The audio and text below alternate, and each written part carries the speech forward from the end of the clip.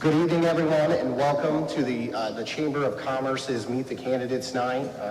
The candidates know how this will work. Thank you to both party chairs, Tim Bentley and Mike Wenta, for assisting me in this. If you would, please join me in the Pledge of Allegiance. The flag is actually located right outside of the window. I pledge allegiance to the flag of the United States of America and to the republic for which it stands, one nation, under God, indivisible, with liberty and justice for all. Thank you. Our first race of the evening will be candidates from the 55th District. Republican candidates Lindsay Patterson, Curtis Ward, and David Welsh. Will you please join us?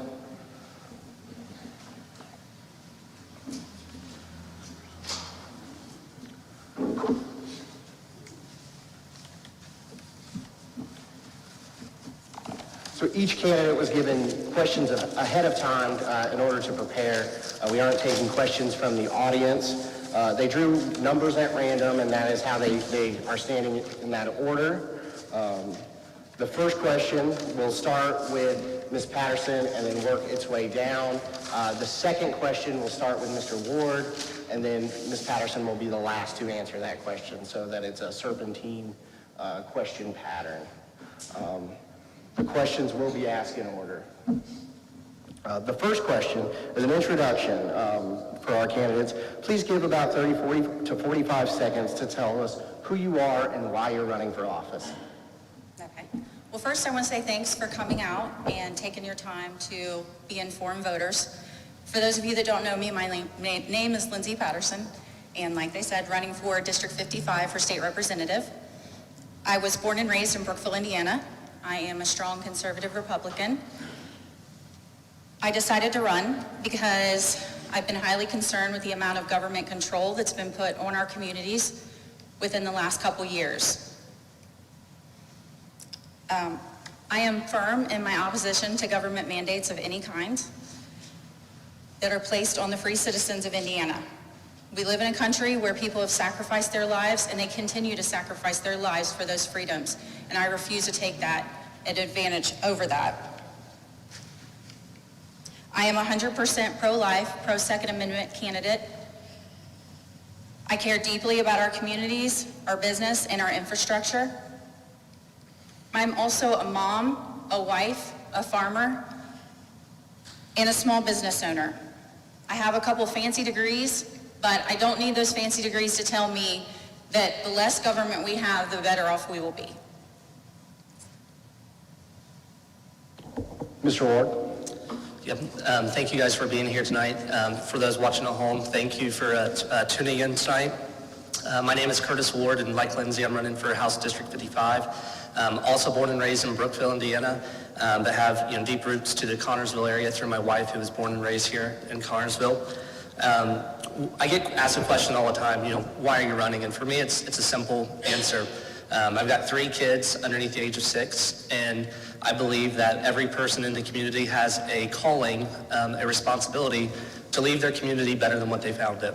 And for me, that's making the community better for my 3 kids, so that when they have a chance to grow up, they're not faced with a choice of leaving our area for quality jobs, for quality housing, or for quality place to live. So all of my why focuses around making our community the best place to live and work, so that way our kids and our grandkids can inherit a community better than what we found it. Thank you. Dr. Welsh. Thank you. I'm Dave Welsh, a general surgeon practicing for Batesville, Greensburg, Rushville, but I have patients throughout District 55. I did my undergrad at Notre Dame, my medical school training at IU, and my MBA at Ball State.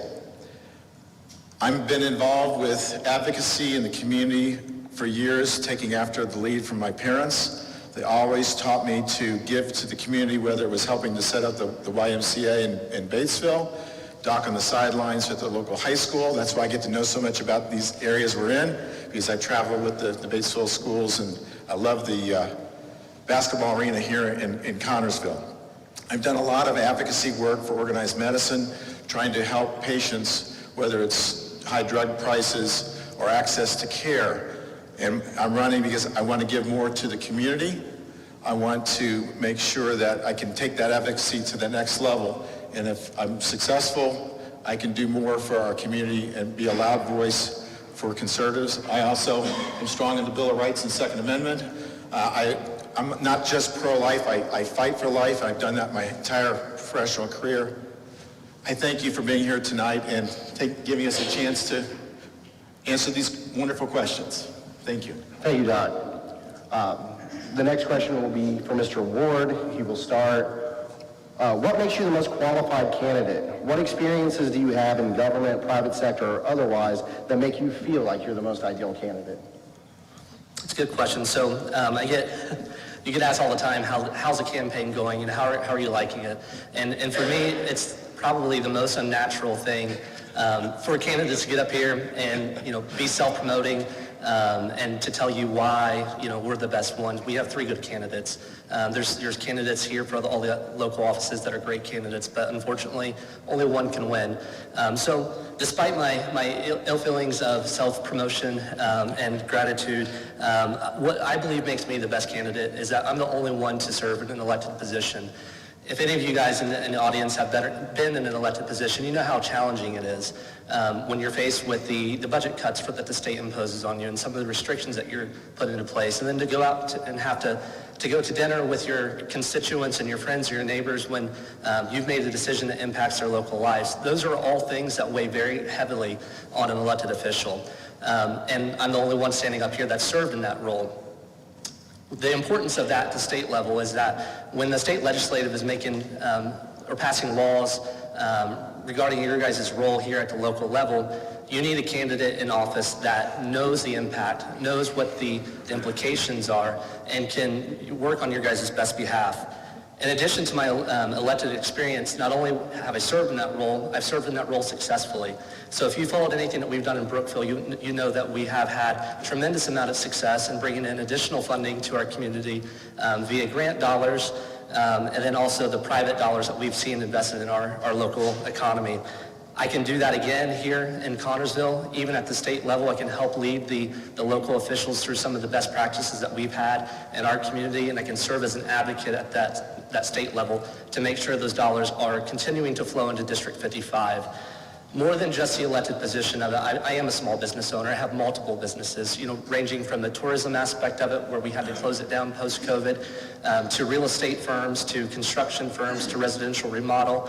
I'm involved with quite a few different aspects of that. Not only am I involved in that aspect in my hometown of Franklin County, we're doing that same stuff up here. We're selling houses up here. I've built homes up here. We've been invested in the Connersville community more than most of the other candidates that are standing up here. So those are the 3 main reasons. The elected position is up to forefront of my impact, because I know what we need locally 30 to seconds. have a strong candidate at the state level, bring that emphasis back to make our area better and to move our rural part of Indiana forward. Thank you. Dr. Welsh, would you like me to repeat the question? Certainly, Yeah. please. What makes you the most qualified candidate in the field? What experiences do you have in government, private sector, or otherwise that make you feel like you're the most qualified candidate? Thank you for the question, and I agree with my esteemed colleague that we have excellent choices up here. I bring a little different experience to the equation. I've been a physician in this area, and when I talk to my patients, I listen to what their concerns are. When we finish with their medical problem, we get to talking about challenges at their business, at challenges on their farm. I have a farm in Franklin County. I have a small business. I'm in private practice, so I understand some of those rules and regulation issues. I've also been a county health officer in Ripley and Franklin County, so I've dealt with some of the ramifications when something gets passed, and then we're having to deal with that. One of my patients recently talked about their experience in the Bureau of Motor Vehicles trying to get a new license because of the new rules that somebody in Washington passed. So there are ramifications, I understand that. In my background, I mentioned earlier about being in advocacy. Not just in advocacy, but I've been involved. I was chairman of the what's called the PTAC at the Joint Commission, was able to reduce regulations, over 200 regulations that hospitals have to buy without dropping safety. I've worked with the State Department of Health. I'm on the Governor's Public Health Commission now, trying to see how we can get more resources to the rural communities, and so that make sure people know that there's other places than Fisher and Carmel, and make sure we get those resources. In advocacy, I've actually had a number of wins, so I have an understanding of how the process to get a good idea passed and implemented. 2 years ago, I took an idea to Representative Fry. It's called Stop the Bleed. It's to get kits in all the schools, so if there is a bad situation come up and people are bleeding, that there's people trained to apply tourniquets and pressure dressings.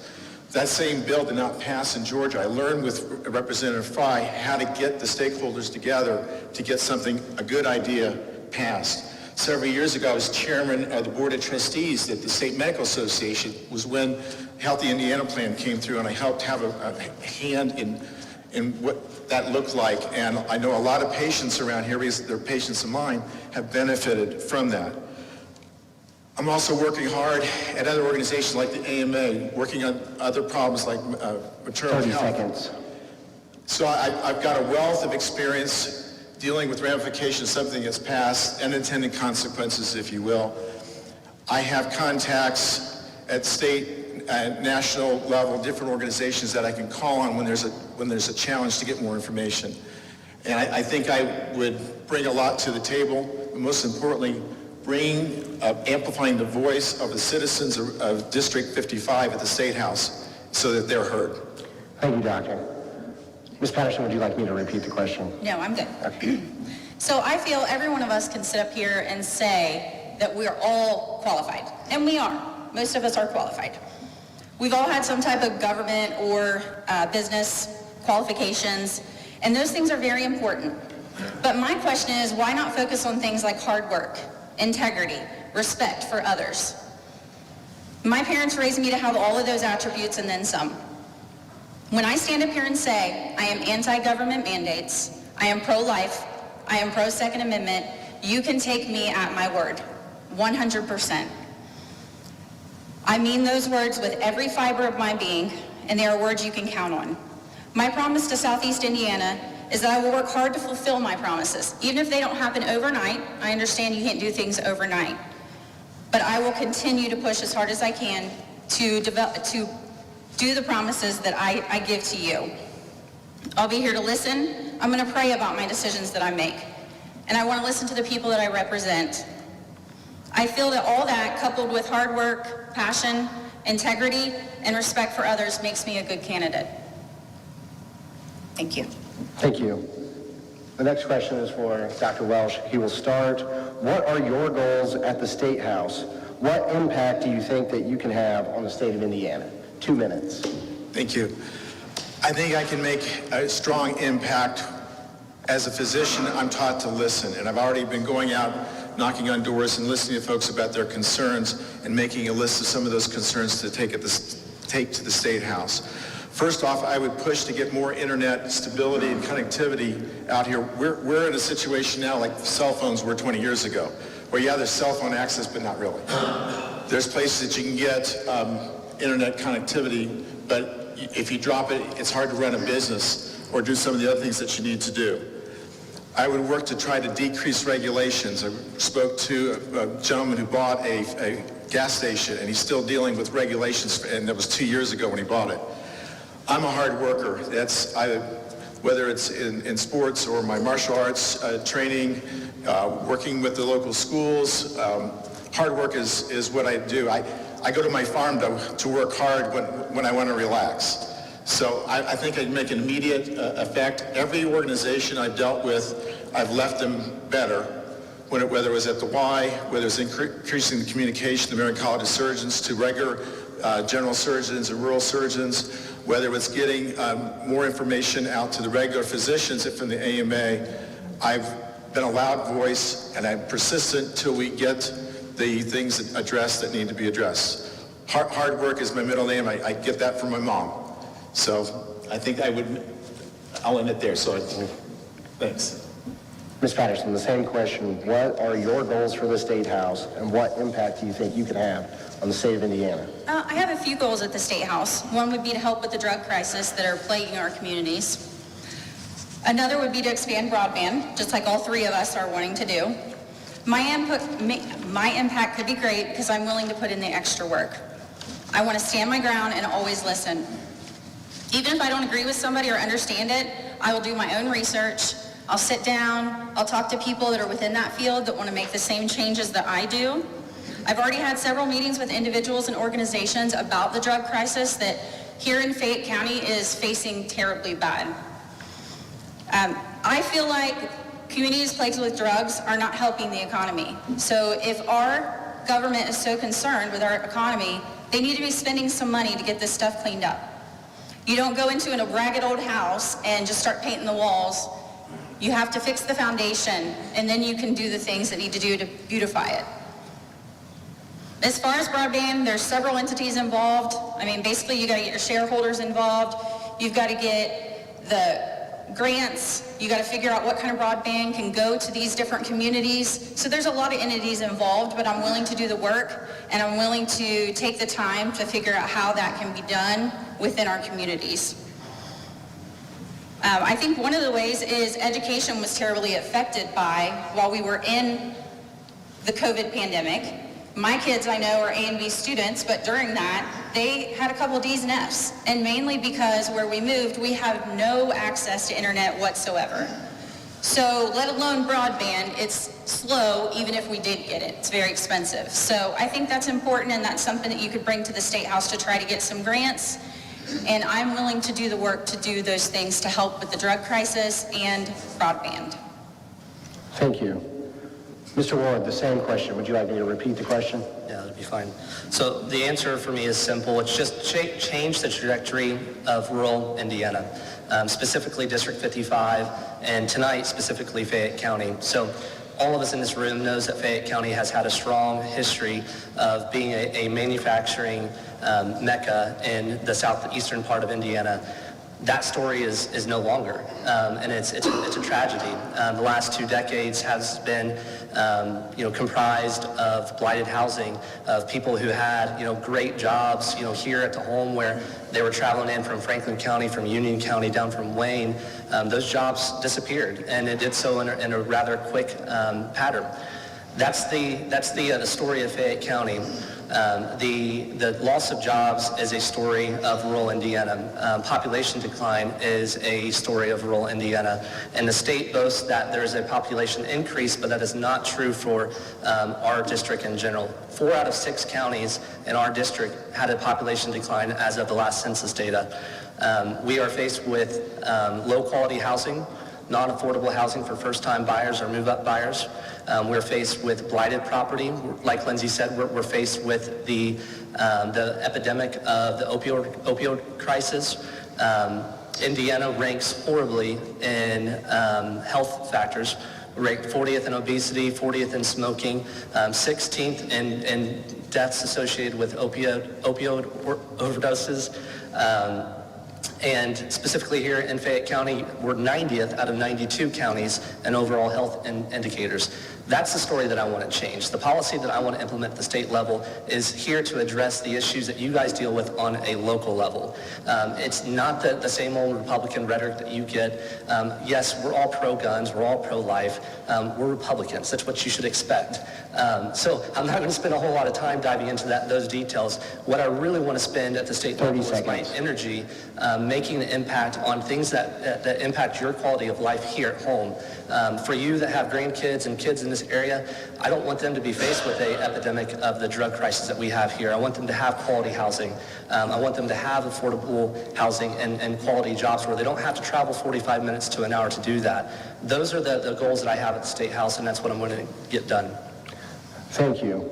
Ms. Patterson, the next question is for you. All of you have raised many concerns, but if you were to pick the single biggest concern, the single biggest problem facing the state of Indiana, what would it be and how would you address it? 2 minutes. The biggest problem facing Indiana is, again, like I said, the drug crisis. According to an Indiana business survey, 94% of local officials said that drugs were their biggest issue within their communities.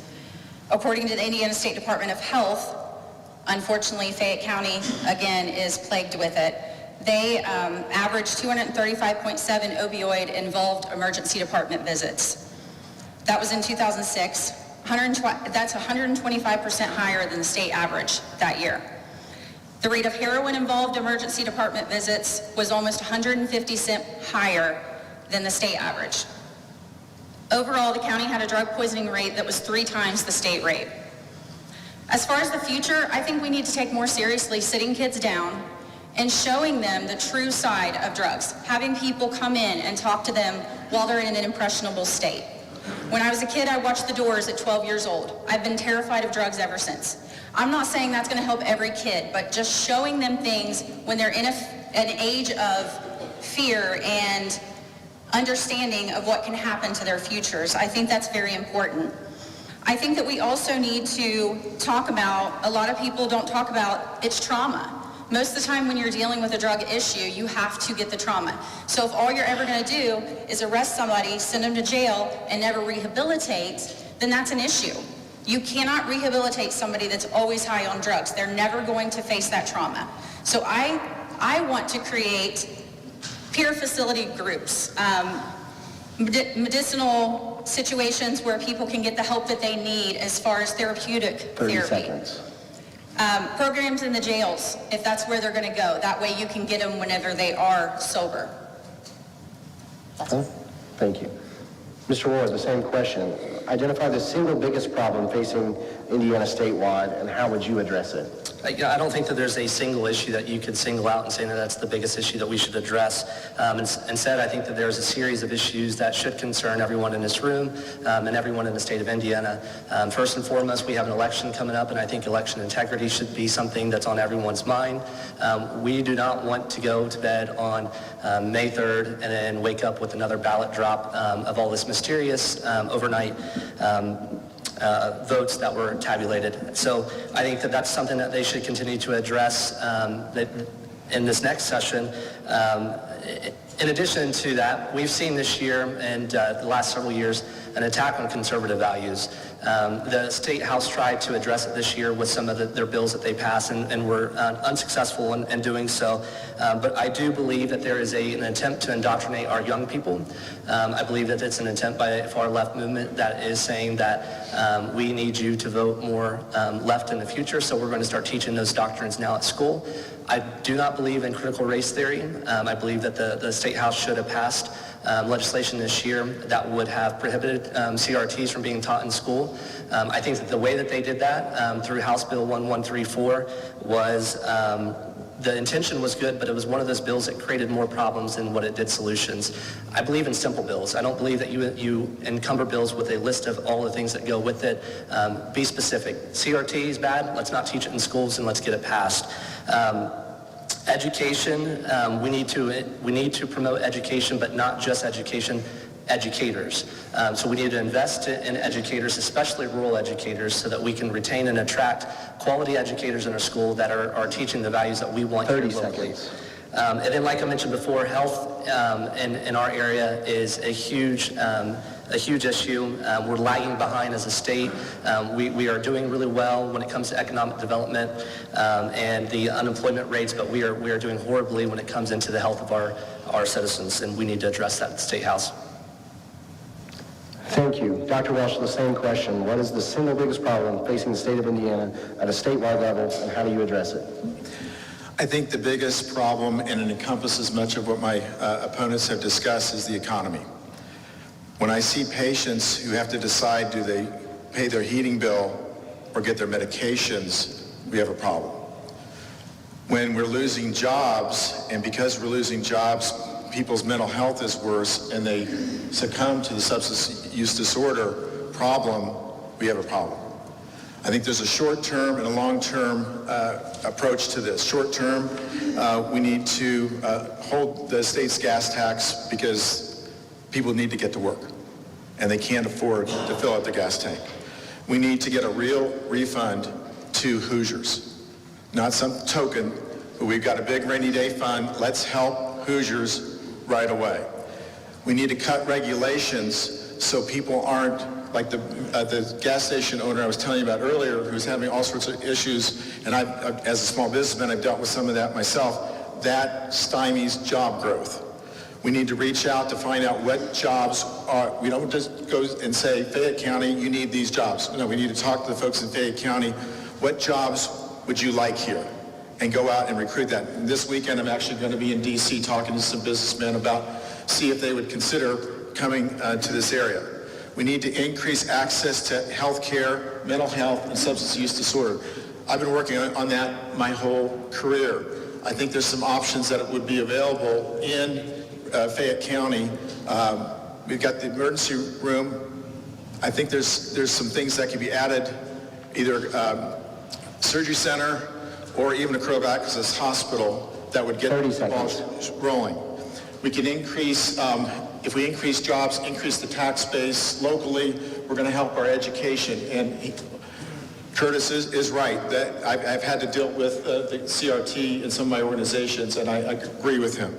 But we also need to help farmers and stabilize their inputs, because that's hurting them, and that's hurting them hiring more folks. So economy, in my mind, is number one. We fix parts of that economy, it helps these other areas that were presented tonight. Thank you, Doctor. The next question will be for Mr. Ward. To start, during the pandemic, many Hoosiers became concerned with the centralized power of the executive branch of Indiana. How would you, as a state representative, like to see the governor's powers checked? Yeah, I think that Hoosiers have a right to be concerned, given what we saw during the pandemic. I had a recreational business located in Brookville. Some of you may have visited there. It was a ziplining business, and we had to shut down. Like many other business owners across the country and across the state, we were forced to shutter our doors because of the excessive mandates that the government was putting on us. It was an outdoor facility, but because it was considered non-essential, we weren't allowed to open. And then when you take a year off like that, you just can't recover.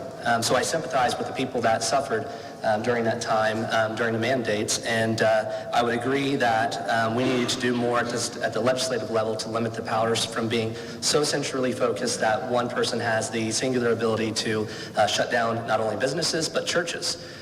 For the first time that I've ever heard of, the government was telling you that you cannot congregate to worship. That is a problem. I completely disagree with it. I would be completely opposed to that. I think it's a personal choice for people to get out. I believe it was a personal choice for them to congregate, and if their religion encouraged them to gather in a peaceful setting, I think that they had every right to do that, but it was restricted. Senate Bill 5 last year was designed to limit the powers of the governor and the local health officials. It passed the House and the Senate, and then it was vetoed by the governor. Fortunately, we had a legislative body that were able to override that veto, that would give the ability for the local councils, the town and the city councils and the county councils, to limit the ability of overzealous health officers that were imposing additional restrictions, more so than what the mandates were including. That's the type of legislation that I think that Indiana needs to focus on. I think that the legislative body did a great thing when they did that. They did a great thing when they overrode the veto. There needs to be more legislation like that to limit the powers from being so centrally focused that it impedes on our rights as free citizens. Thank you. Dr. Welsh, the same question. During the pandemic, many Hoosiers became concerned with centralized powers of the executive branch of Indiana. How would you, as a state representative, like to see the governor's powers checked? Well, just to let you know, my degree in undergrad from Notre Dame was in government. So I'm a strong believer in effective government. We have checks and balances in our government. It's supposed to be. And if we want it to work effectively, they have to be, that we have to have those checks and balances. Doesn't matter if one branch is the same party or a different party. The legislative branch needs to be able to go to the executive branch, say, excuse me, we don't agree with you taking those tactics. And they have to have a mechanism to shut them down. The Senate Bill 5, it was a good example, but I think we can take it even further.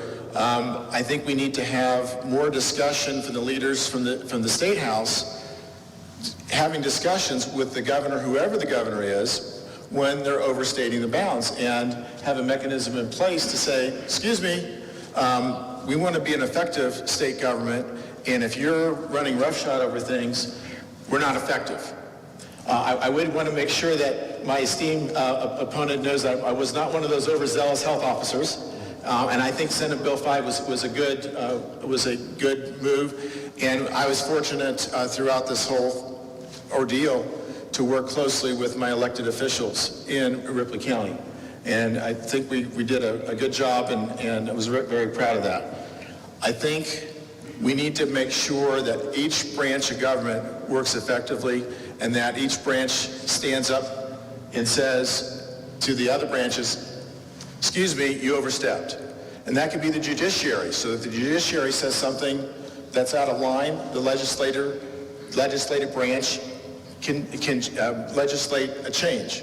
If the executive gets out of line, the legislative branch is required to stand up and say, excuse me, you shouldn't be doing that.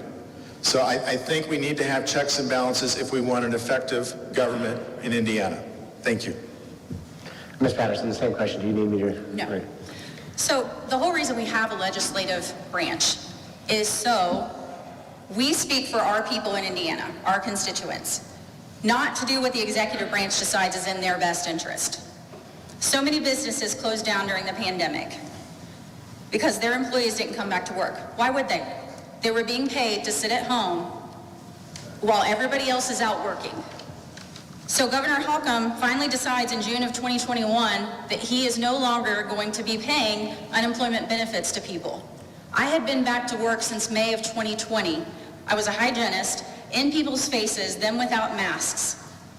I could not understand why all these people are just being paid to sit at home. It made no sense to me. And that was the executive branch making that decision.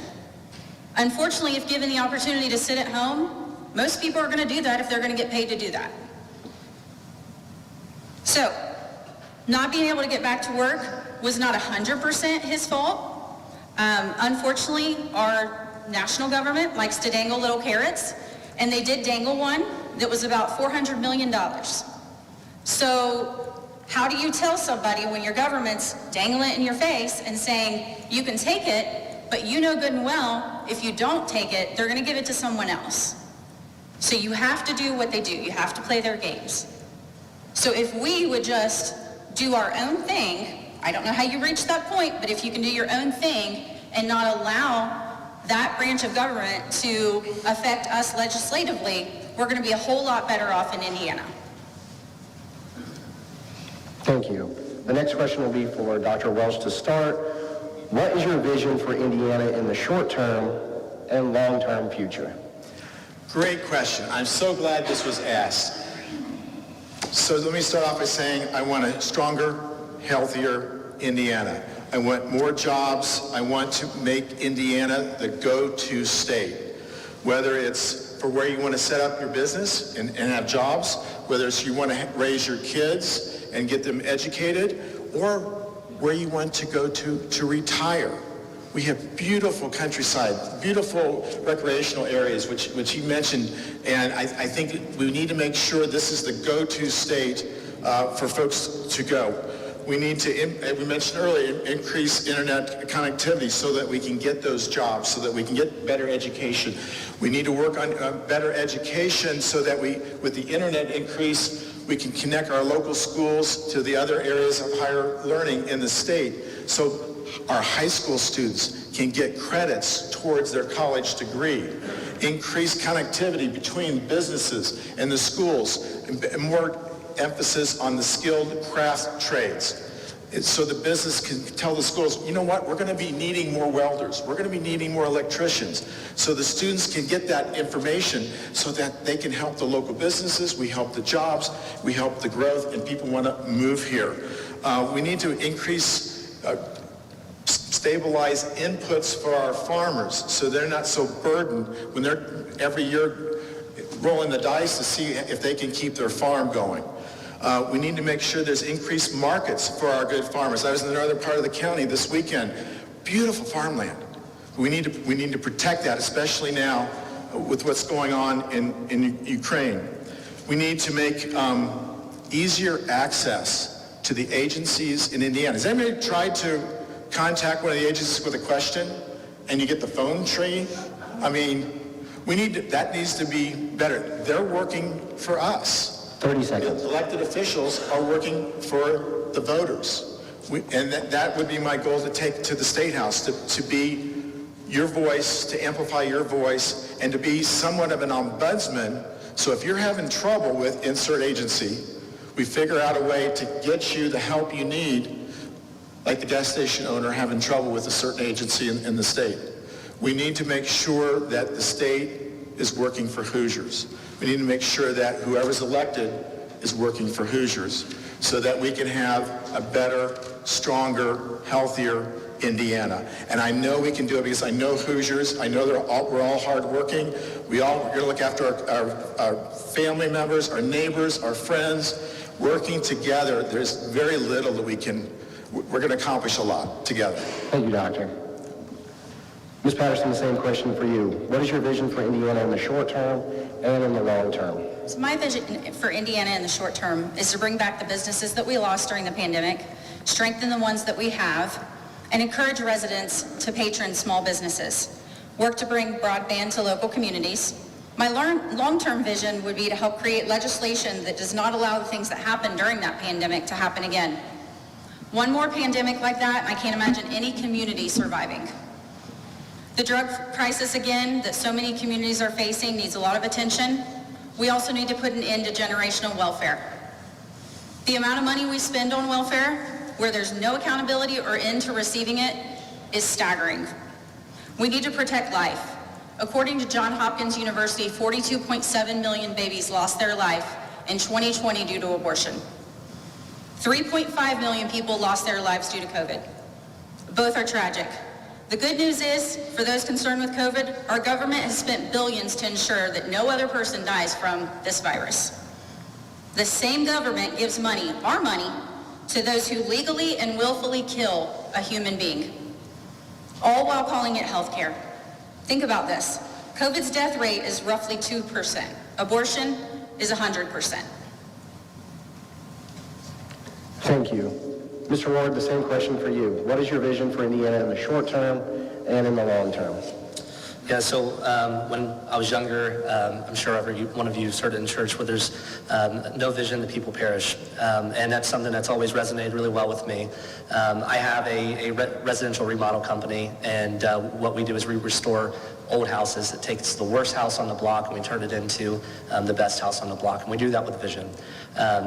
The same skills that is required for us to look at a blighted property and reimagine it as the gem of the street is the skills that you guys need at the legislative office. The short-term goals are simple. Indiana, the state of the state is actually very good when it comes into the economy. We have a 3% unemployment rate at the statewide. We have a large budget surplus, which we'll get into the next question. We need to maintain the balanced budget. We need to invest that extra surplus into initiatives that make an impact at the local level. Like Dr. Welsh said earlier, there's a token tax return for the citizens of Indiana, and I'll answer that question in a little bit. But we need to maintain the focus on keeping our unemployment rate low. However, locally, Fayette County has one of the worst unemployment rates ever. And Lindsay mentioned it, generational welfare is the factor that plays into that. 10% unemployment rate, there are plenty of jobs available for those people to get out and work in. They don't want to. And until we change that mindset and provide a negative incentive for them to stay at home, they're never going to. So that is something that we need to do in the short term. Long term, I have a vision for a better community for my children. It's a vision we've been working on back home very, very hard.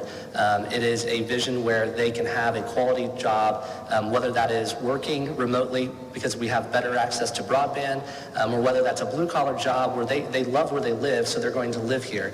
I believe in the concept that jobs follow people. If you make an area where people want to live, such as Fayette County, they will move here for that. We can change the trajectory that this town has seen, this county has seen over the last several decades. We can put an emphasis on that with the person that has a vision of taking a community that is struggling and making it a community that is thriving. Thank you. The next question will be for Ms. Patterson to start. As Mr. Ward alluded to, the executive branch boasts a $5 billion surplus, yet Hoosiers feel they are receiving fewer and sometimes worse services. What is your solution to address these discrepancies? Well, in Franklin County, road safety is a huge concern. That's our hometown, and we actually live on, Indiana boasts some of the highest slabs that you have to drive across. We live on Yellowbank, and we have a slab there. So if it rains for more than an hour, once we get there and we realize it, we have to turn around, go out of the way, which is fine. I mean, yeah, it's a little bit annoying, but we can deal with it. But for those that don't know, like the situation that we just had in Franklin County where a family was killed because a bridge collapsed and they were not familiar with the fact that they just drove right over it. And that could have been avoided. Local branches of government need to ensure that money is allocated properly within their communities. Roads are getting the attention that our families deserve. There's not much a state representative can do to ensure the funds are being managed properly, since it's a local responsibility, but there certainly needs to be a way to ensure that they are responsibly allocating these funds for the safety of their communities and not sitting on a surplus of their own. Education is one of the most valuable instruments for children to succeed in life. Without proper education and life skills, when ready, they will not contribute anything back to society. Kids need to have a choice when it comes to their education. Not every child thrives in a classroom, and not every young adult is meant for college. Trade schools garner funds and attention. They are extremely important as we see trades becoming more and more obsolete. Teachers need better pay for what they do. They need to be able to discipline kids and not worry about being sued.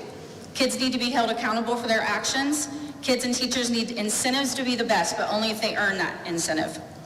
Healthcare is a huge thing in Indiana. We're one of the top 10 states with the most expensive healthcare. A lot of that has to do with smoking, obesity, and high hospital rates. So we need to get a handle on that as well. Thank you.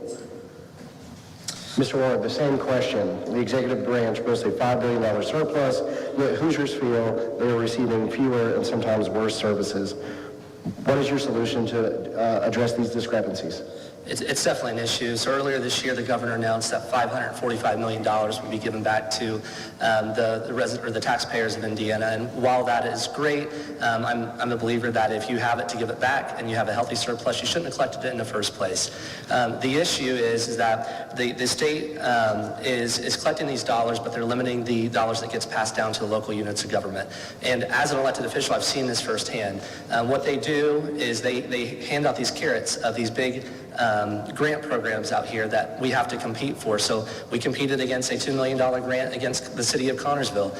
We competed against grants for a $1 million program that Connersville received and Franklin County received. Those are the types of grant programs that they make us compete together versus giving us the resources in the first place. I'm glad that Lyndsay mentioned the slabs. So part of what I envision for my role on the state legislative is to pass laws that have a direct impact on the local people. So I'm actually working on two bills right now, authoring. One of them is safe slabs and bridges. Unlike Lindsay, I do think that there's a lot that the state representatives can do to address these. So we have a lot of low-lying bridges in Franklin County and Fayette County and Union County that are unsafe. Similar to years ago when there was railroad crossings that didn't have cross arms, the state legislative body passed a piece of legislation that would phase out those unsafe intersections over a period of years. We can do the same thing with the unsafe bridges and slabs. We can provide legislation that would require over an X amount of period of time that the local units of government remedy those bridges, that they provide safe signage, or they provide simple gates to shutter those off. No life should ever be lost due to unsafe slab and bridges, and you cannot put that responsibility solely on the local units of government because the state is not giving them the amount of revenue that they need to be effective in their leadership. Thank you. Dr. Welsh, the same question for you. The executive branch boasts a $5 billion surplus, yet Hoosiers feel they are receiving fewer and sometimes worse services. What is your solution to address these discrepancies? Thank you very much. I think there's a two-part answer to this, if you will. I mentioned earlier that I get to listen and talk to my patients after we talk about their medical problem. We talk about other things, and I learned a lot from the business, particularly at Himelick Industries. One of the things that they do routinely on a cycle is to look at how they're doing the processes and procedures. Can it be done more effectively? Can it be done more efficiently? And that's something that I also covered when I got my MBA from Ball State. So I think we can do a similar thing for any of the government agencies. And we need to remind them they work for Hoosiers. So they shouldn't be crass, they shouldn't be short, they should be helpful. And we need to emphasize that. That's one side of the coin. The other side of the coin is $5 billion. That's a lot. And there's a lot of areas that need help, like the slabs. I hate to say it, but it's been a problem for a while. As a general surgeon, I handle trauma, and I've handled people who got caught in the floodwaters. In fact, one of our state senators got caught in the floodwaters off a similar thing and had to be rescued. I won't mention her name because of HIPAA, but so it is a problem. It's been a problem for a while. And I agree with Curtis that I think the state can step in and help. But that's not the only place they can step in and help. When I've gone around the district, I found out some startling information. Like some of our fire departments have equipment that's over 30 years old. 30 seconds. Some of them have gone to go training and they said, your equipment that you're coming to training with, you can't use it, it's outdated.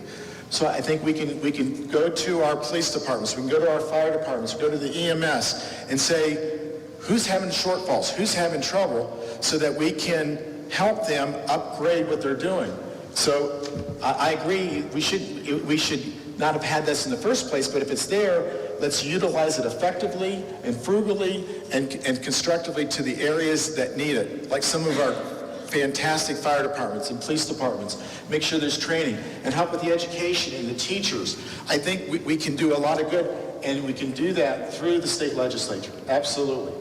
Thank you. The final question for all of you, starting with Mr. Ward, just a quick wrap up. Please take 30 seconds to tell voters why they should vote for you.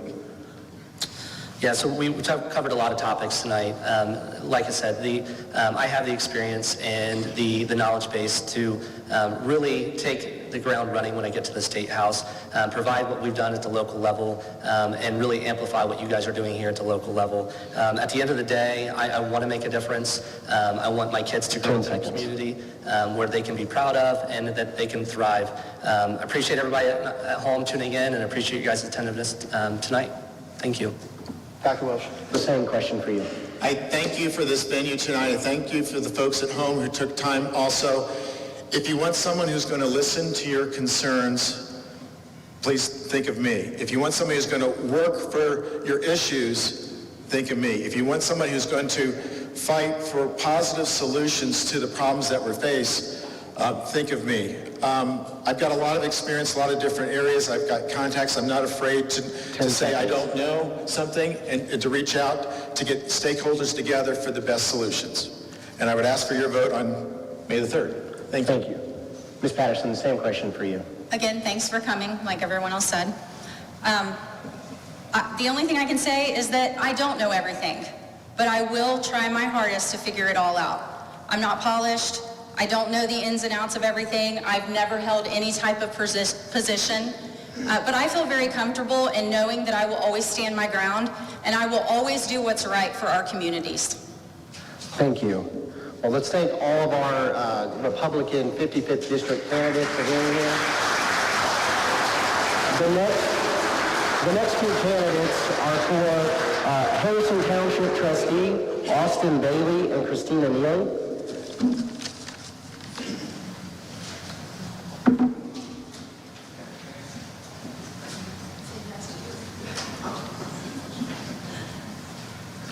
And I don't believe that Austin is here, so for our even though she is contested, we'll treat it as an uncontested. Ms. Neely, if you want to take 60 to 90 seconds to tell voters why they should vote for you, introduce yourself to the community. Good evening. Not very good at this, so sorry. I'm Christina Neely, and I'm running for Harrison Township Trustee. I was born and raised in Connorsville. I've always lived in the Harrison Township. I am a wife, I am a mom of 4, all under the age of 8. And I am a small business owner here in Connersville. I own a boutique. I believe I'm the best candidate for this job because I'm a dedicated and honest individual. When I am challenged to help in any situation, I put 100% effort into it until I can find a solution for it. I am a great listener, I am a problem solver, and I'll always do my best to help somebody in need. I have always found it to be a calling for me to help someone because I've always seen the other side of things to where if you need help and you're stubborn and you don't ask for it, it's kind of hard. So I would be a judgment-free zone for them to come to me if they need for help. It is my goal to work diligently and be the best trustee for Harrison Township. I'm not the type of person to be up here to say, vote for me, but I guess you're gonna have to. So vote for me. If you live in the Harrison Township, I will do my very best to make sure that I can help. And if I don't know the answer, I have others that I know I could ask. Thank you, Christina.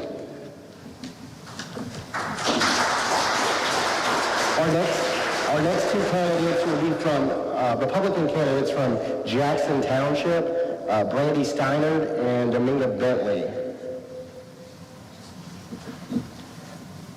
I don't believe that Dominga is here, so Ms. Steinard would again take 90-ish seconds to introduce yourself to the community. Okay, thank you for having me here tonight and for everybody being here. For those of you who don't know me, I am Brandi Steinard. I originally was born and raised in Ohio. Don't hold that against me. I have been in Fayette County for 12 years now. I've been a resident of Jackson Township for 9.5 of those years. What I see in our community is it's a good community to live in, and I want it to continue to be good, and I would like to try to help where I can. I know a lot of residents may not know what we're there for. I know there's a rainy day fund that I was told at one point in time was not being used in Jackson Township, and I'd like to try to utilize that and make our community even better. One of the questions that was asked to me was, what makes me qualified? Well, I've been treasurer for the Fayette County Sheep Association for 2 years.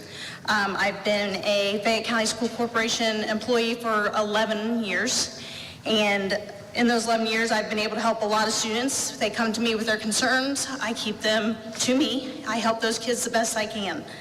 I am a member of the St. Gabriel Catholic Church. I'm also president of our Extension Homemaker group in Jackson Township. I am 4-H advisor for the Mini Jackson Mini Jackson Jumpers, I'm sorry. I have been that advisor for 6 years. My goal is just to do what's best for our community and make it known that we're there to help people, even if they don't know it. I know there's a lot of times where people don't realize that there's funds to assist in our community, and my goal is to make it known that we're there to help. Thank you.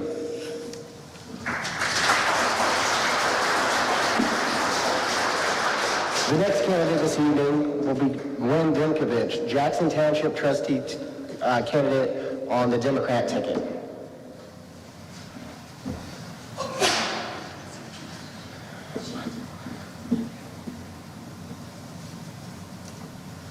And Gwen, the same question for you. Take 90 seconds to introduce yourself to voters in Fayette County. Good evening. I am Gwen Demkovich, and I am the current Jackson Township trustee. I have been a resident of Jackson Township for the past 32 years. A little history about me. I was employed with the Fayette County Sheriff's Department for 16 years, held 2 positions of leadership. I put myself through college and graduated from IUEs with a bachelor's degree in nursing. My passion is community nursing. I accepted a position of leadership with home health and hospice. I worked in that field for 17 years. I currently am employed with the Franklin County Community School Corporation. I've been there for 9 years. I am the health services coordinator and nurse supervisor. Lastly, I am a landowner. I understand the trustees, 2 of their jobs are to resolve complaints regarding noxious weeds, which there's 5 of those, and fence disputes. I personally go out and take care of my weeds. I know the cost, I know the work involved.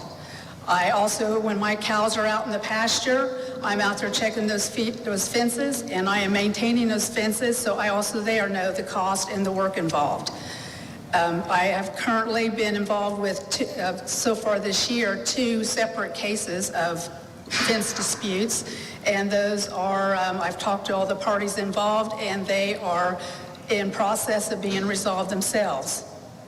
In conclusion, I have 40 years, nearly 40 years of leadership. That's balancing books, that's managing budgets, and that's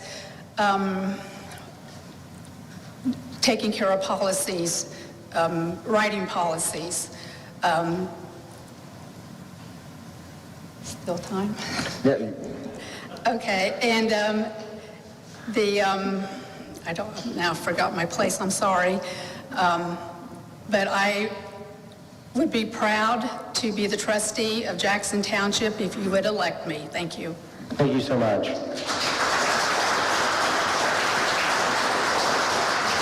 We will now move on to our county council candidates, starting with District 1. So with Mr. Wenta and Ms. Himelick.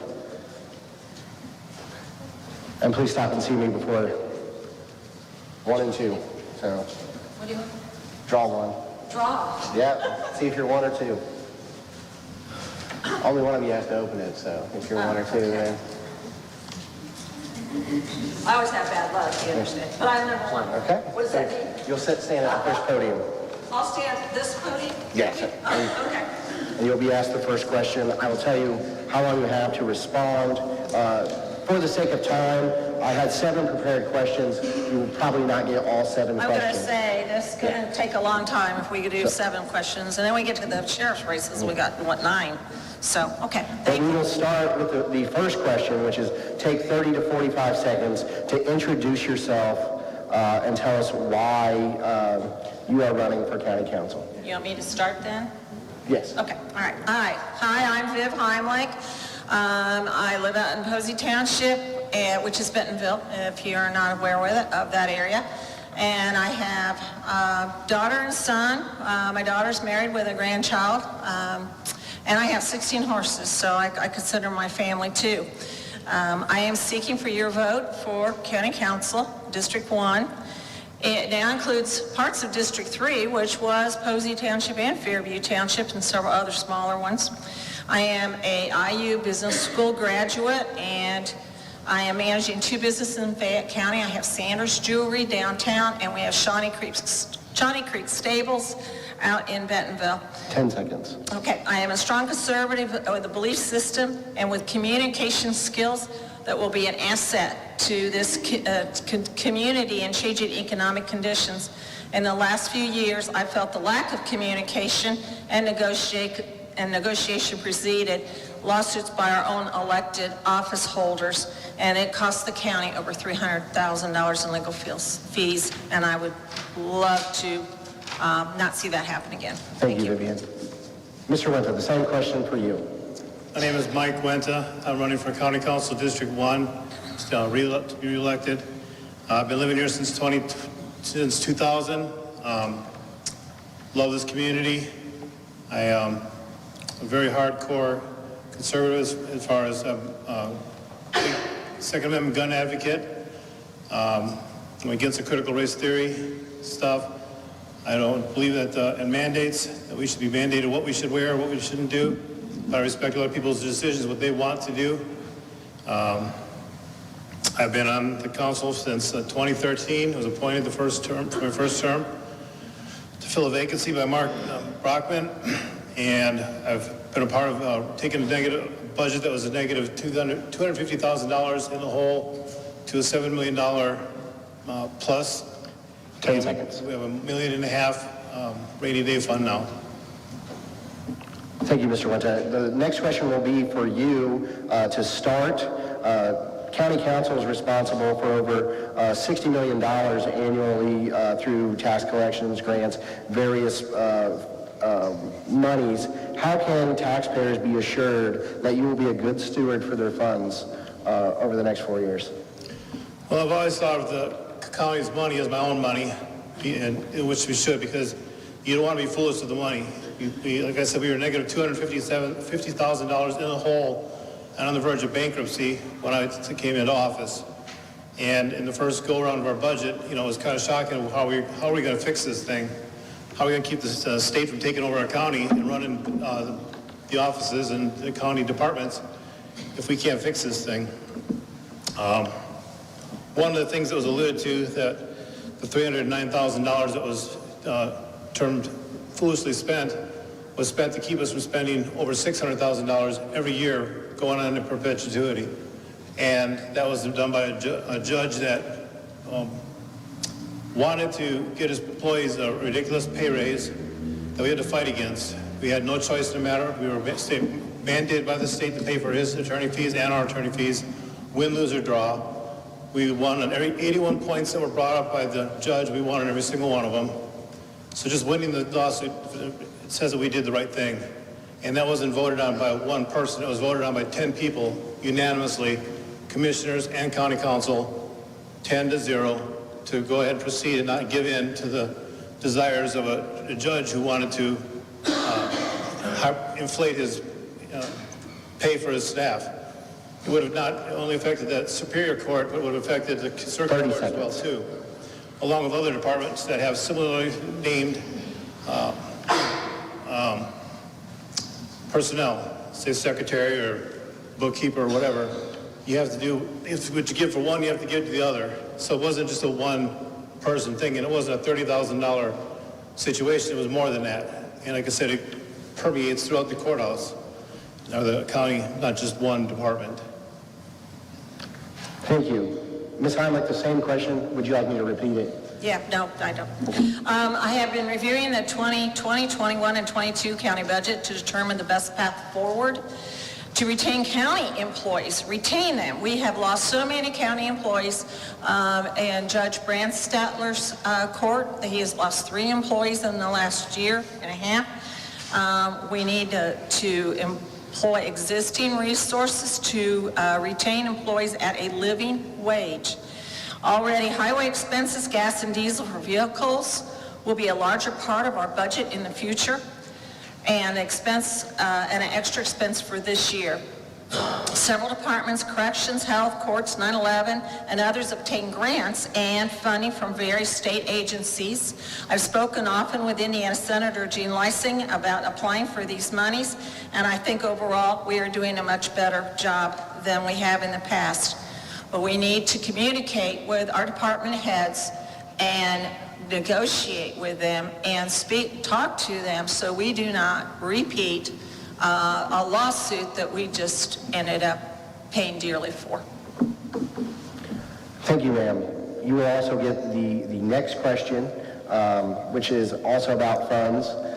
With the multitude of county funds, some are under the control of the various department heads, but ultimately the control of county council. How do you think your relationships would be with the various department heads when they come for an additional request for appropriations or appropriation request in general? Okay. EDA funds will expire in about 5 years. That was monies used to pay for the courthouse and the jail, or the courthouse renovation and the jail construction in 1989. These, I would say, let these taxes sundown. We have one of the highest tax burdens in the count of any county in the state of Indiana. We need to return these taxpayer dollars back to our citizens. As a former county chair, I am very familiar with most of the office holders in Fayette County. I helped get them elected. I advertised for them. We were a very close relationship with the employees in the courthouse and around the county. And we can talk about what's needed and get the job done in a very efficient manner. Thank you. Mr. Wenta, the same question for you. Do you need me to repeat the question? No, sir. Been working with these department heads for 10 years, and I've got a great relationship with them. It's something that there was not a lot of trust between the county council prior to me getting on county council and afterwards. We had to earn their trust to demonstrate to them that we are willing to listen to them, to work with them.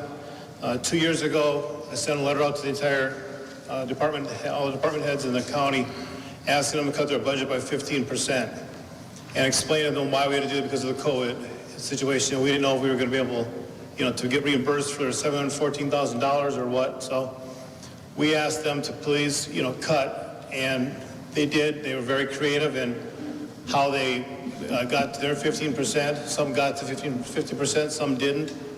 But there's a lot of trust factored in there, and we just said, after we get through this spell, we'll give you back the people that you lost or needed to replace to make you more efficient. But in the meantime, we asked you to tighten your belts up, and they did. And the department has made great sacrifices and worked very hard with all of us in the council, and I couldn't have been more proud of them for their efforts and the work that they did to get to where they needed to be so that we could manage our budget. And we told them that we would not be able to give them a pay raise that year. The last 4 years, we've given the county employees a $7,000 pay raise, and have worked diligently with the sheriff's department and the jail staff to try and get them where they needed to be, because they were getting paid ridiculously low salaries. 30 seconds. As well as the rest of the county employees. That's been a big desire of ours, to get their employees where they need to be. We've always kept open communication with them, always worked hand in hand with them. We try to be even-handed across the board and give raises evenly across the board, not just one department or this department. You've got to be fair, and there's only so much money to go around, and we got to be able to sustain these raises. We can't just give them because we want to. We have to be able to sustain them going forward. Thank you, sir. The next question will start with you, Mr. Wenta. As we've talked, within the budget process, there are very few funds that are discretionary. How would you, as a county council person, like to see the discretionary money spent? Well, very conservatively. I mean, very wisely. I don't want just spending money to spend it. We've, like I said, we created a rainy day fund with $1.5 million in it, and just because it's there doesn't mean you need to spend it. There's other projects that could pop up. Like we've got, the commissioners are working on taking care of the Dollar General store and converting that into a women's work release and a holding center, something that's been sorely needed for a long time.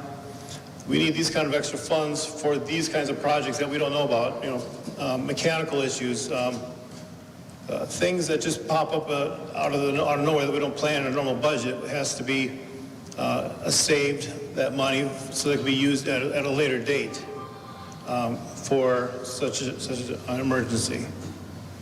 Thank you, sir. Ms. Himelick, the same question for you. With very few funds being discretionary, as a county council person, how would you like to see discretionary money spent? Well, many of these funds that are discretionary are also funds that are prescribed by law. So the goal should be to create efficiencies in departments to reduce costs. Ultimate goal to reduce costs will decrease the tax person's burden into those departments.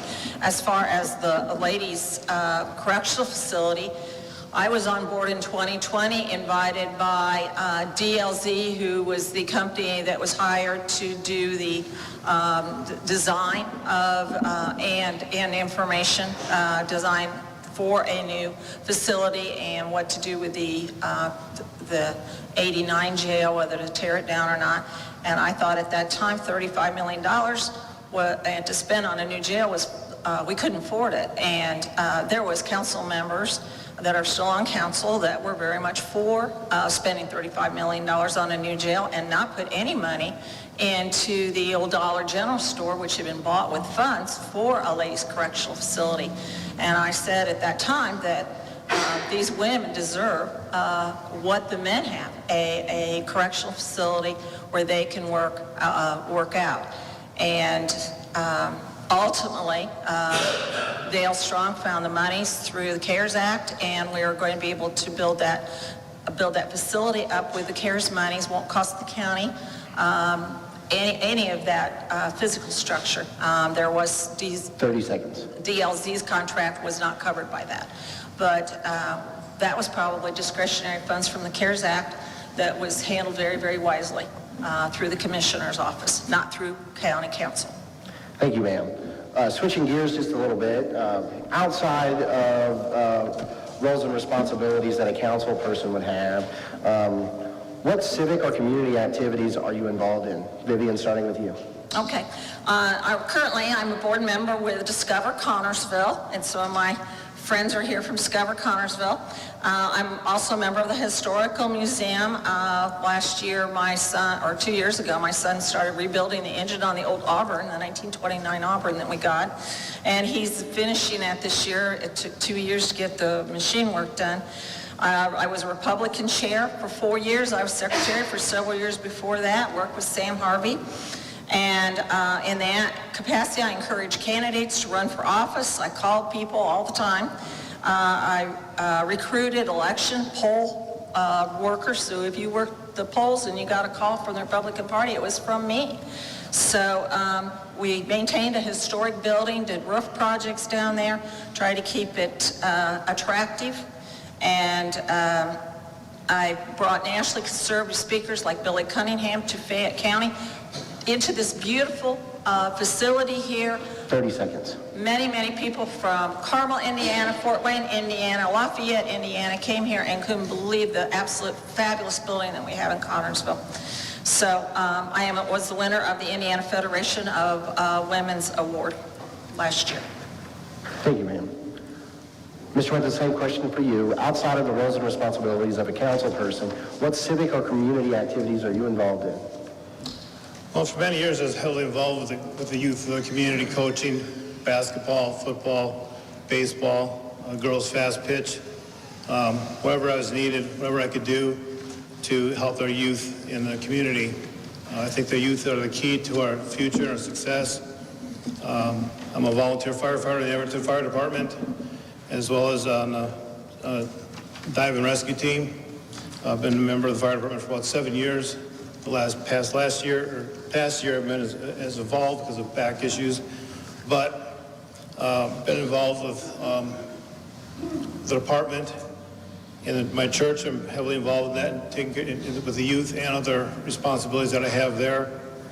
I've worked shoulder to shoulder with our Sheriff's Department on many calls and many runs, seeing the devastating effect that was mentioned by some of our District 55 candidates 30 about the seconds. drugs. And to look some of these kids in the eye when their parent is overdosed in the next room and see the tears coming out of their eyes, let me know that there's a big problem here. And I've been fortunate, and my children have been fortunate to not have to deal with that. But it's a problem we need to deal with. We need to try to get a hold of somehow, some way. And I'm also the chair for the Republican Party at this time. And I've been the president of the county council for the last 8 years, I believe. And I'll serve any way I can to this community because I believe in it. I believe in our community. We've got a good community. We've got people that are giving that shouldn't be giving it because they can't afford it, but they give till it hurts. Thank you, sir. The final question, we'll start with Mr. Wenta. Please take 30 seconds to tell voters why they should vote for you. I believe I've earned the opportunity to be reelected through my work and service to the community, through diligently researching the financial aspects of decisions we have to make. It's been referred to that we made a mistake, but you need to know all the facts behind that before you say it's a mistake, because it wasn't a mistake. Anybody that researches it or looks into it a little bit would figure out why. Would you want to spend, again, $600,000 every year going on for however long, or would you want to pay the $309? We didn't want to pay the $309. That wasn't a choice we made. The judge sued us, we had to do what we had to do. But we make good, sound decisions on the council. Again, I treat your dollar like it's my dollar, and I would respectfully ask for your vote May 3rd. Thank you, sir. Ms. Himelick, the same question for you. Take 30 seconds to tell voters why they should vote for you. Okay. Well, I appreciate all of you coming out tonight, and I appreciate anyone who wants to vote for common sense for county council. I have been an advocate for Fayette County all across the state of Indiana. I have relationships with legislators, Indiana State, and representatives and senators, and they know for our love of this community. And the one gentleman was talking about, who do you pick up your phone to talk to? I have all those gentlemen's names on my phone. So if I wanted to talk to 3 or 4 different legislators, several congressmen, including Congressman Banks, I've got him on my phone. So I appreciate you coming out tonight, and we appreciate your vote on May 3rd. Thank you. Thank you so much. Thank you to our candidates, Republican candidates for County Council District 1. Thank you guys. Moving on to District 2, Mr. Stewart.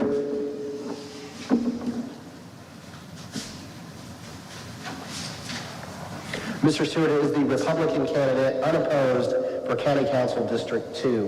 Would you like to take 45 to 60 seconds to tell us about yourself and why you are running for office? Okay. I'm Bob Stewart and running for Council 2. Been a citizen of this county for over about 50 years. Been in real estate and appraising for about that long too. But I've been very involved in the community as far as I've coached baseball in this town for over 30 years.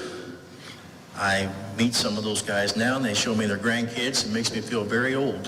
Thank you.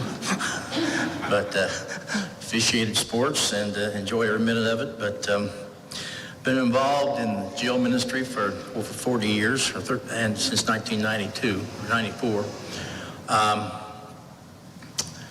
And that I tell you what, the biggest thrill I think of all of it's when I'm at Walmart or someplace and somebody says, "Hey, preacher," and he wants to introduce his family to me.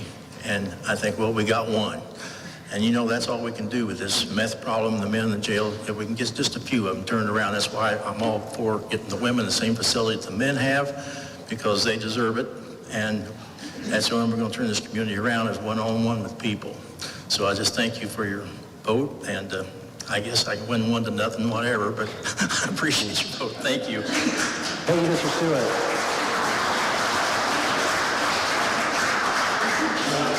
Next, we'll have candidates from County Council District 3, Daniel Chambers and Sharon Cranfield.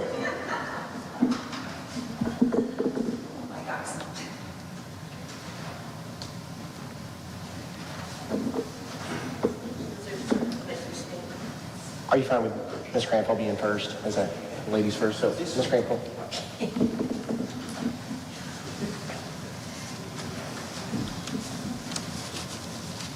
So questions, we'll start with you, Ms. Cranfield, and then alternate back and forth between you. The first question is, introduce yourself, take 30 to 45 seconds to tell us who you are and why you're running for County Council.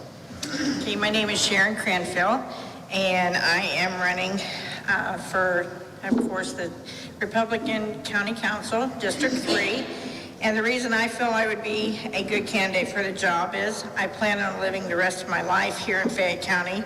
And with my passion of service, I want to help uncover and discover new ways to find a common vision to move us forward.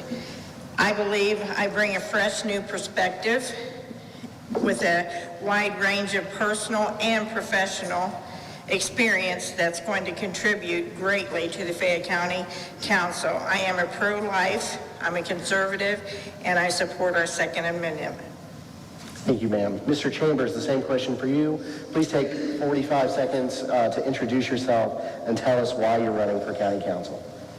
Good evening, fellow residents of Fayette County. I'd like to introduce myself. My name is Daniel Chambers.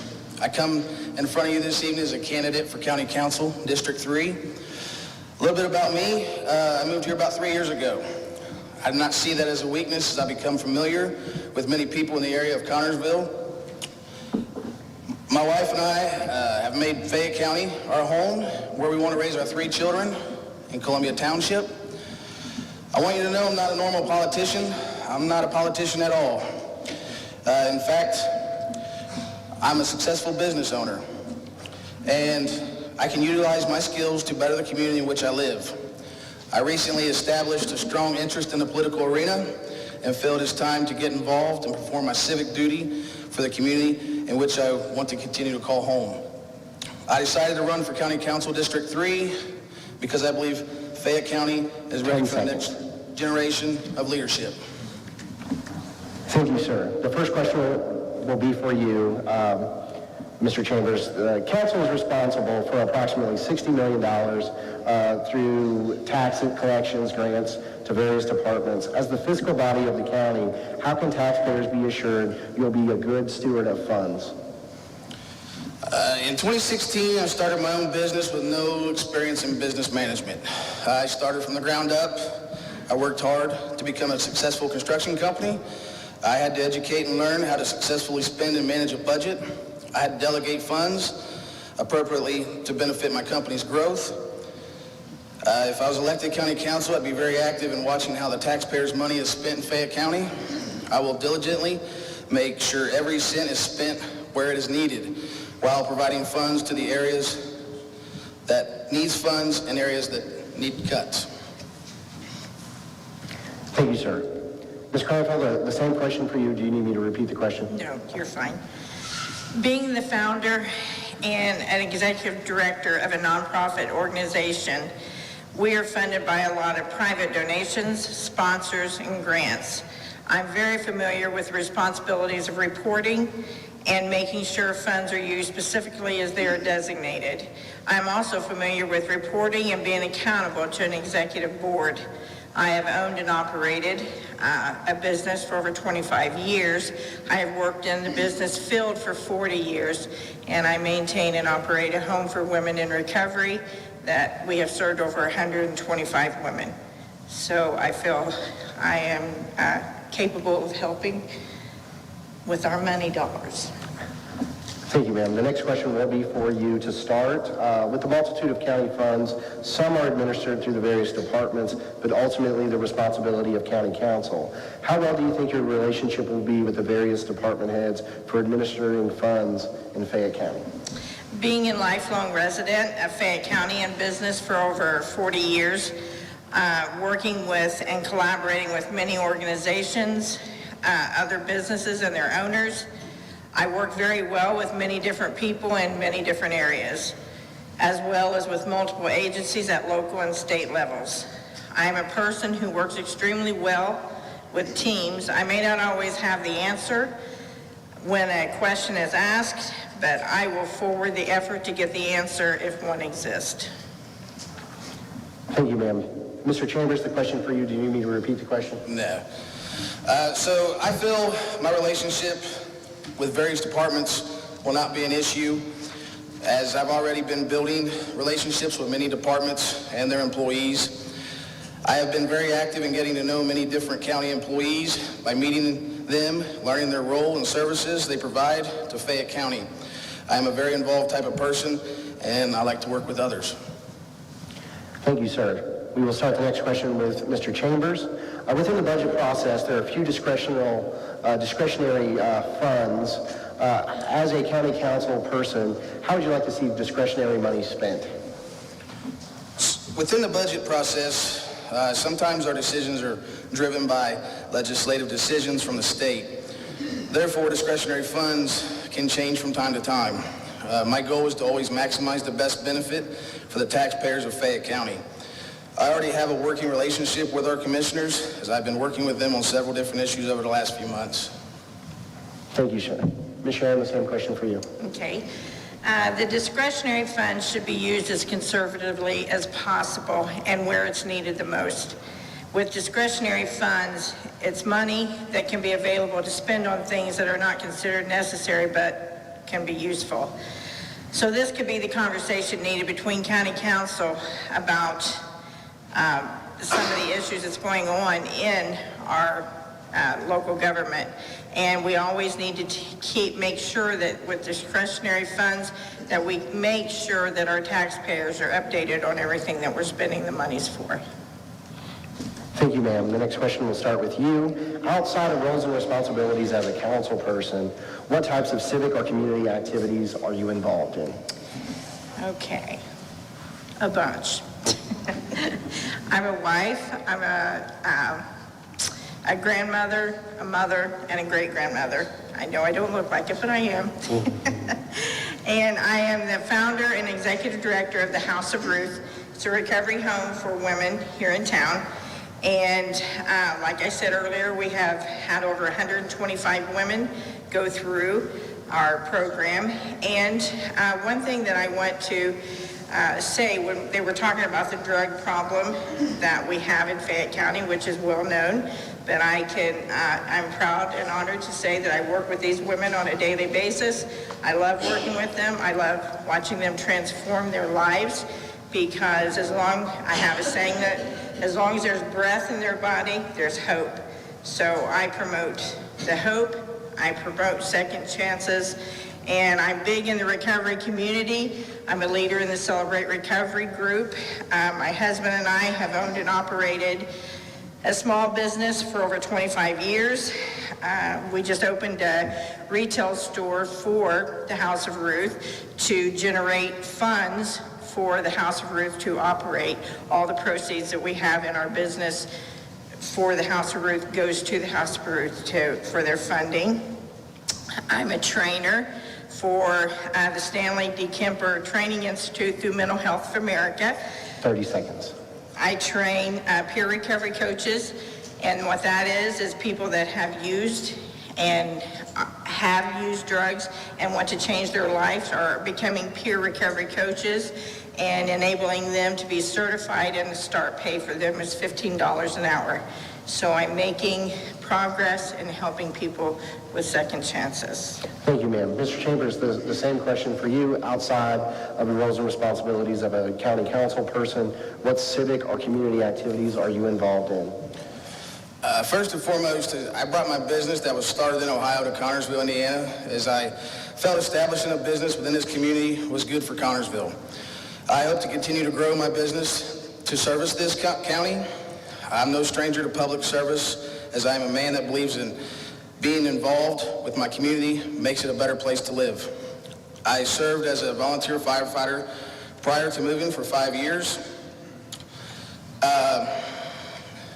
Although I'm not on the department now, I offer my support by local department by supporting and attending events they hold.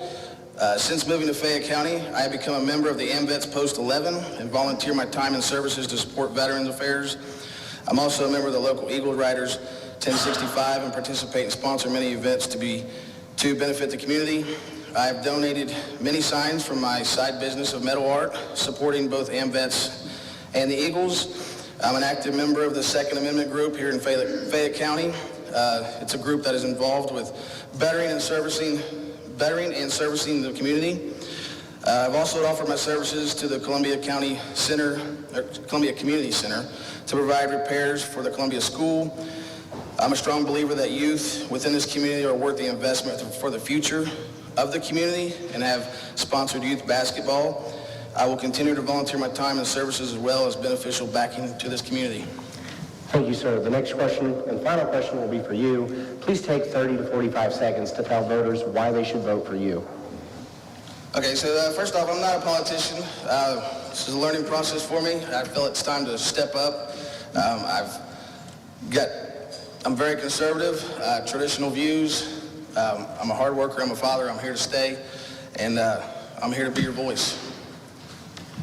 Thank you, sir. Ms. Sharon, the same question for you. Okay, my passion is for my community, this community. I have children, like I said, I have grandchildren and a great-grandchild. When families thrive in a community, the community thrives also. I am and have been invested in this community all of my life. I would like to count it an honor to serve in this community, and I just thank you for the opportunity to speak this evening, and thank you for the time that you have came out to listen to what we all have to say. And I'm like Mr. Chambers, I am not a politician, but I believe in my beliefs, and I'm a strong voice. I'm a very strong voice because I am strong in my beliefs, and I do believe that this community is worth being a part of, and I'm proud to be here. May God bless you, and God bless our community. Thank you, ma'am. Let's thank our candidates on the Republican position for County Council District 3. Next up will be County Council District 4, Mr. Tim Patterson and Mr. Doug Steiner.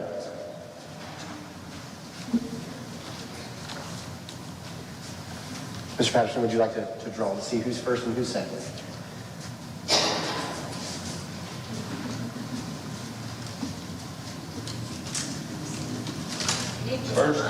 First.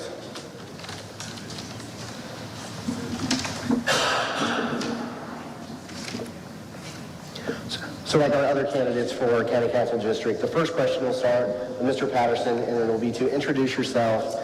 Take 30 to 45 seconds to tell us who you are and why you're running for County Council. Okay, I want to thank everybody for being here tonight too. I'm Tim Patterson. I moved to this community in July of 1972 from Chattanooga, Tennessee. I live on County Road 340 South. After 50 years of business in this community, I have dedicated majority of my responsibilities to a new person. I am now totally retired, not totally retired, but have freed up lots of my time to give back to this community that has supported me for so many years. When this opportunity for council opened up, I decided to apply. Thank you, sir. Mr. Steiner, I have a question for you. Hello, good evening. My name's Doug Steinard. I live in Everton. I'm married. My wife, Brandi, was up here a while ago, and I have 3 daughters. I've lived in Fayette County my whole life. You know, I'm 40 years old. I go to St. Gabriel's Church here in town. I'm also on the Everton Volunteer Fire Department. I've been involved with that for since 2006. Same here. I'm younger. I'm just getting into this politic thing, wanting to maybe have a fresh view on how to spend money and manage money. So that's. Thank you, sir.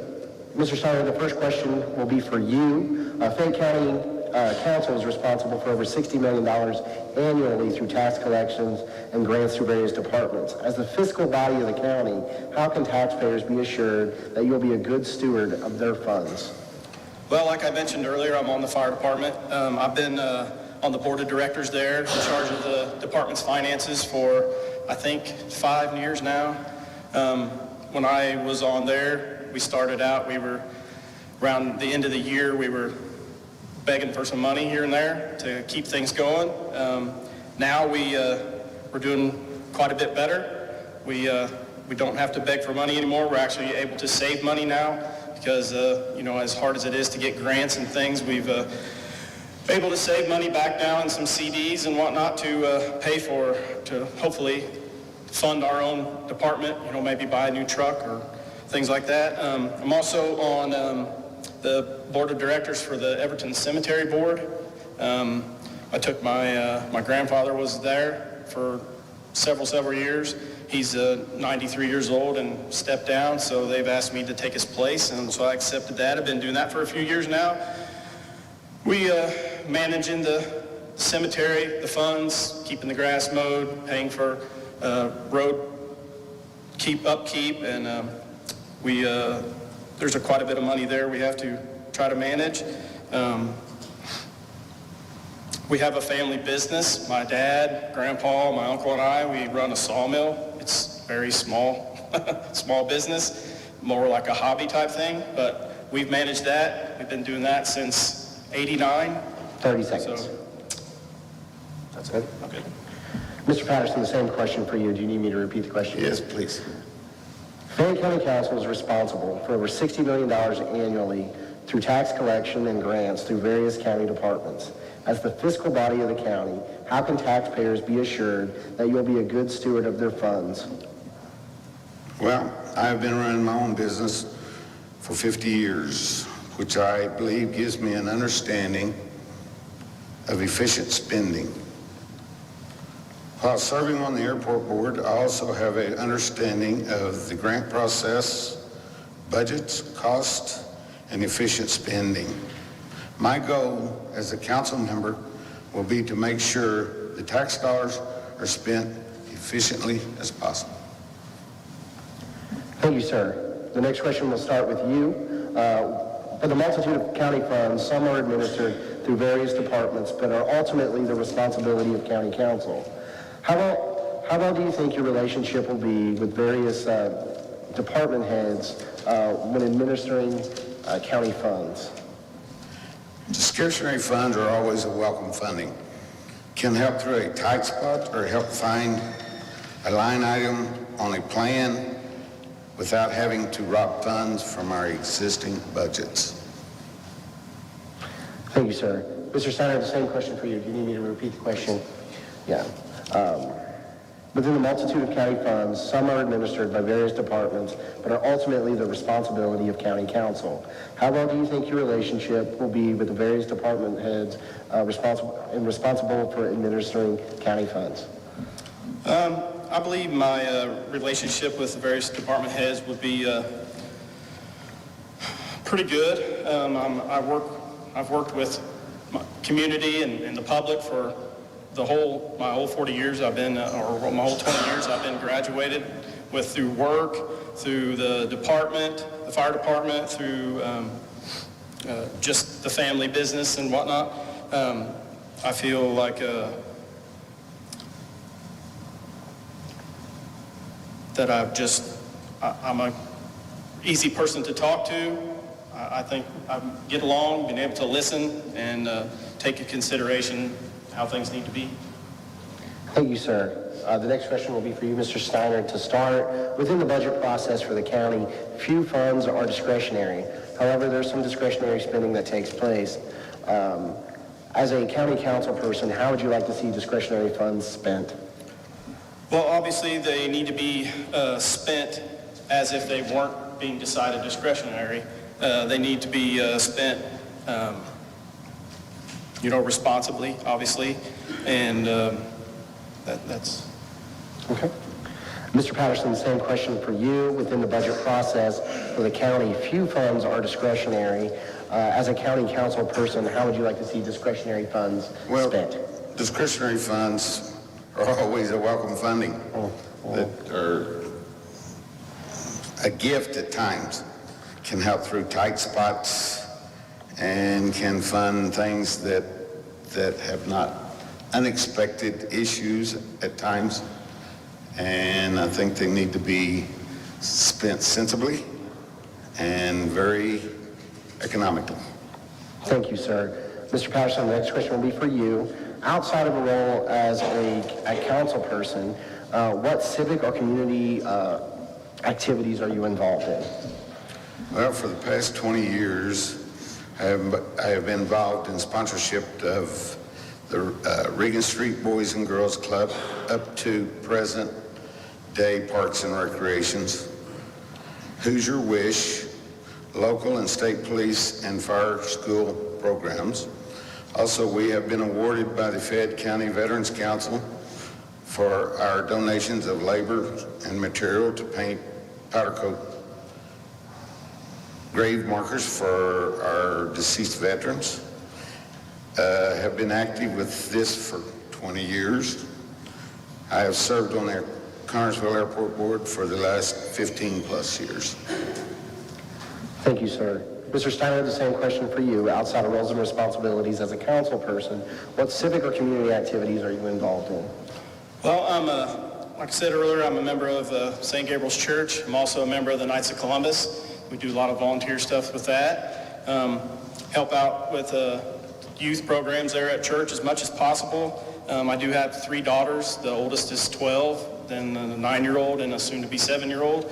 So they take a lot of my time up. But like I said earlier, the cemetery board, that's a volunteer department. The fire department's volunteer. I put a lot of time into both of those. That was the main reason I joined the fire department, was to give something back to my community. Same as I want to help with the county council to just give whatever I can back to the community and help with that. Our family business, that's we try to donate to anything we can and events and stuff that happen around our community. That's about all I got. Thank you, sir. The final question will start with Mr. Steinard. Please take 30 to 45 seconds to tell voters why they should vote for you.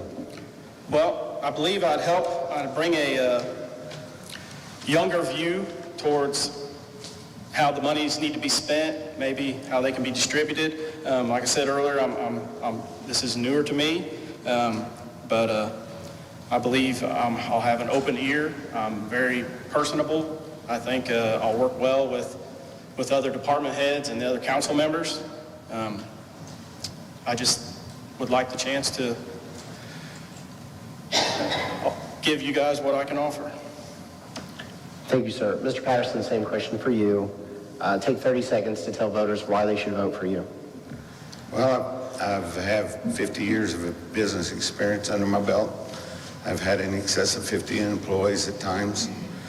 I have, like I say, I've served on the airport board for 20 years. I'm not a politician. I tell it like I think it is. And if you want a voice for you people, I'm your voice. Thank you. Thank you, sir. Let's thank our County Council District 4 Republican candidates.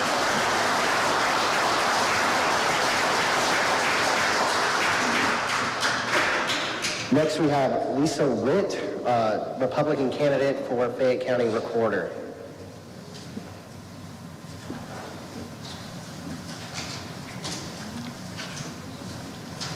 Ms. Witt is running unopposed. We would ask her to take 45 seconds to a minute and a half to tell us why we should vote for her. Okay, my name is Lisa Witt, and I am currently serving as your county clerk. As your county clerk, I have brought integrity, dedication, and hard work to the clerk's office. I have made it what I believe is the people's clerk's office. You are welcome there at any time. The door is always open. If I'm elected as your recorder, I will bring the same hard work, dedication to the recorder's office. I want to bring the same excellence to the recorder's office that we have now in there. Want to preserve records, work hard for the people of Fayette County. We're going to add credit cards in that office, just like we did in the clerk's office. That was something that came at zero expense to the recorder, and it will come just like it did for the clerk. And I look forward to serving you in the recorder's office, and I appreciate your vote on May 3rd. Thank you. Thank you, ma'am. Next up, we have Craig Pennington, Democrat candidate for sheriff.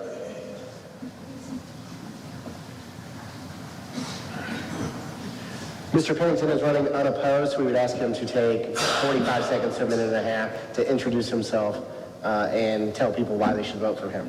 All right. Thank you. I'm Craig Pennington, and I'm running for sheriff of Fayette County. And I am a lifelong resident of Fayette County. I'm a small business owner. Next year I'm going to be spending, this will be my 30th year in law enforcement.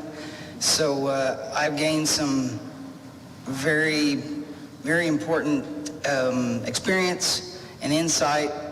I began my career at the jail. I retired from the Connersville Police Department after 21 years in 2018. I served a bunch of different titles over there: investigations, patrol, deputy chief. I now serve with the Cambridge City Police Department as an SRO at the Lincoln High School. So in closing, I would say that through all my experience in the last 30 years, I think I could be a quality candidate for sheriff. But I also want to say something to everybody who stood up here tonight and is going to stand up here tonight. I appreciate anyone who will come up here and put their name and face on their statement, their word. Running for a public office is a wonderful endeavor that I appreciate all of you. So thank you very much. Thank you, Mr. Pennington. Lastly this evening, we'll have our 4 Republican sheriff candidates come up to the stage. Notice that we only have 3 podiums, so we will have candidates who share a podium. And much like before, 1 through 4.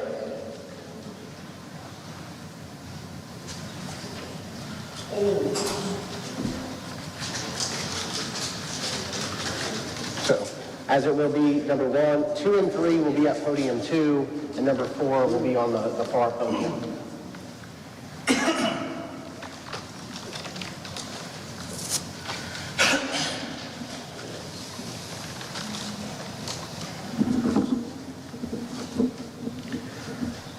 As you guys know, there were 9 prepared questions. We're probably not going to ask all 9 prepared questions, but we will start with the first question, which was an introduction, and tell voters who you are and why you're running for sheriff.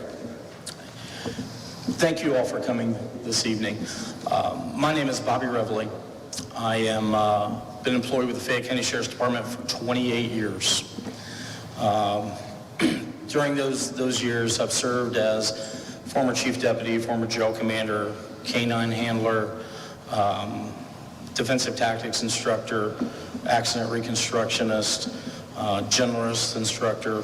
So I've been pretty active throughout the 28 years.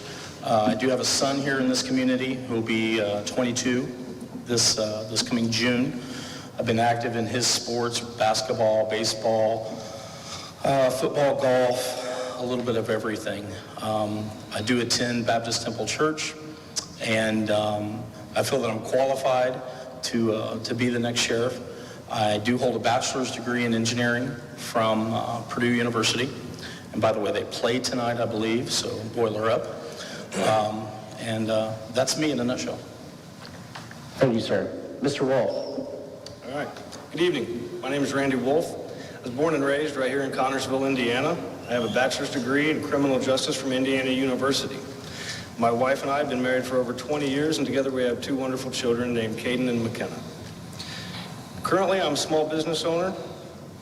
I sit on the board of directors at the Fayette County Rifle Pistol Club, Discover Connersville, and I'm a core team member of the Seven Mountains Group. I have 15 years of executive level management experience in asset protection covering 9 states with Sears Holdings Corporation. The position of sheriff is the only elected law enforcement position in the country, and it should be a representative from the community, one that holds the core values of the community and is willing to stand up for the Constitution, the Bill of Rights, and the people they represent. For more than 20 years, the office of sheriff here in Fayette County has been passed down from one law enforcement agent to another. It's time for a change. I'm running for sheriff to give the people of Fayette County an outside alternative candidate that holds their core values, is a lifelong conservative Republican who supports the Constitution, the Bill of Rights, your personal freedoms, and is not an insider. Thank you, sir. Mr. Jones?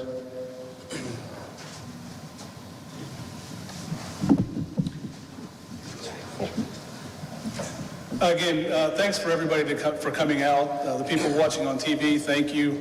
My name is Zach Jones. I am the Republican candidate for Fayette County Sheriff. Sort of like Revalee, I've done a little bit of everything at the Sheriff's Department. Started in 1999, so I've got 23 years of experience. Started in the jail, moved up to corporal. Frank Jackson actually promoted me to the road, and ever since then, I've tried to exceed at what I've done. The last 12 years, under the last 2 sheriffs, I have served as the chief deputy. If you don't know what that is, it's the guy that's second in charge. So when we talk about experience, I have that. Like Mr. Wolfe said, it is time for a change. We've had 2 Democrat sheriffs the past 16 years, and it's time for a Republican sheriff. Again, Zach Jones, and I would appreciate your vote. Thank you. Mr. Baker, the question for you. Thank you. Just like everybody said, thank everybody for being here. Thanks for watching at home. We really appreciate it. Like I said, my name is Leonard Baker, Republican candidate for sheriff here in Fayette County. I've been married to my wife, Michelle, for 22 years, almost. Together we've raised 5 children. I think that's probably our biggest accomplishment. My most proud moment is we've managed to raise all 5 of them successfully. So, about myself, I'm a high school graduate. I got my college degree from IU East in criminal justice. I've graduated with the 172nd session of the Indiana Law Enforcement Academy. I'm also certified through the Academy as a generalist instructor. I also hold a master instructor for the STOPS program, which teaches new officers strategies and and tactics of patrol stops, which is traffic stops. I've been with the department for 15 years. Like everybody that's started, I started in the jail. Was promoted to road officer. Shortly after that, was promoted to sergeant, which put me as supervisor of the road division. After that, I was K-9 officer for several years. After that, I became drug detective. Done that for a few years. And in April of 17, I took over as jail commander. Been doing that since. And so I believe I've got well-rounded with the experience that I've had within the department. I'm very conservative. If those of you that don't know me, you can watch my videos on my Facebook page. You'll find out just how conservative I am. I tell you what you need to hear, not what you want to hear. And sometimes it steps on people's toes, and sometimes that's the way it is, but that's what we need. And that's the change we need in our sheriff's department. Thank you for your support. Thank you, sir. The first question will be to Mr. Wolfe. With so many functions of the sheriff's department, where do your priorities start with the duties prescribed by law? Could you repeat that? I can't hear that. I apologize. With so many functions of the sheriff's department, where do your priorities start with the duties prescribed by law? So my priorities start with duty 7, and that's maintaining the jail and the prisoners. In my opinion, that's the area that we need the most attention and focus on right now. Current issues going on inside the jail, contraband being smuggled in, physical violence resulting in lawsuits against the county, staffing turnovers, drug overdoses, lack of protective equipment and training for our jail officers, lack of surveillance equipment. With an overcrowded jail, only 3 officers on duty to maintain that jail, with 1 not being allowed to leave the control room, we need to ensure that our officers inside the jail have the equipment and the surveillance to protect them and protect the inmates that are charged for crimes and awaiting trial. To make a positive change at the Sheriff's Department, we're going to have to start on the inside and work our way back out. Thank you, sir. Mr. Jones, the same question for you. Do you need me to repeat the question? Yes, please. With so many functions of the Sheriff's Department, where do your priorities start with the duties prescribed by law? The jail is probably the biggest priority at the Sheriff's Department. There are issues inside our jail. I'm not proud of it. Lieutenant Baker's probably not proud of it, but we do the best we can with what we're given. As the sheriff, though, I don't think that you can just prioritize one thing. Working under 3 sheriffs, 3 good sheriffs, I believe, I've learned that everybody has a different issue. One person may not care about the jail because they don't have anybody in there. They may just care about process service. If you're a landlord, that's all you're going to care about, and that's one of the 9 duties prescribed by the sheriff, or for the sheriff to do. If you care about somebody breaking into your house, you don't care about the jail, you just care about enforcement. You care about the patrol division. So to be a good sheriff, I think you have to worry about all 9 of those duties. And part of that, the 9 duties, we're not even talking about the sex offender registry. Right now, it has issues. We need to tighten up our sex offender registry. Protecting our children is very important to me. I forgot to introduce my wife in the opening, and she'd probably kill me for that, but I am married to Maria, and I have 4 kids and 2 grandkids. She couldn't be here tonight because our son's playing baseball. He plays varsity baseball, so he couldn't make it. But protecting our kids, being a well-rounded sheriff is something that is a huge priority to me, and serving every citizen of Fayette County is also a huge priority of mine. Thank you, sir. Mr. Baker, the same question for you. Do you need me to repeat the question? No, I think I got it. As said before, Major Jones said, all of our responsibilities are vital. I can't hardly put a more priority on one than the other, because if you fail at one, you're essentially going to fail them all. But I guess if I had to choose, when I took this job, I took an oath to serve and protect these citizens of this county, okay?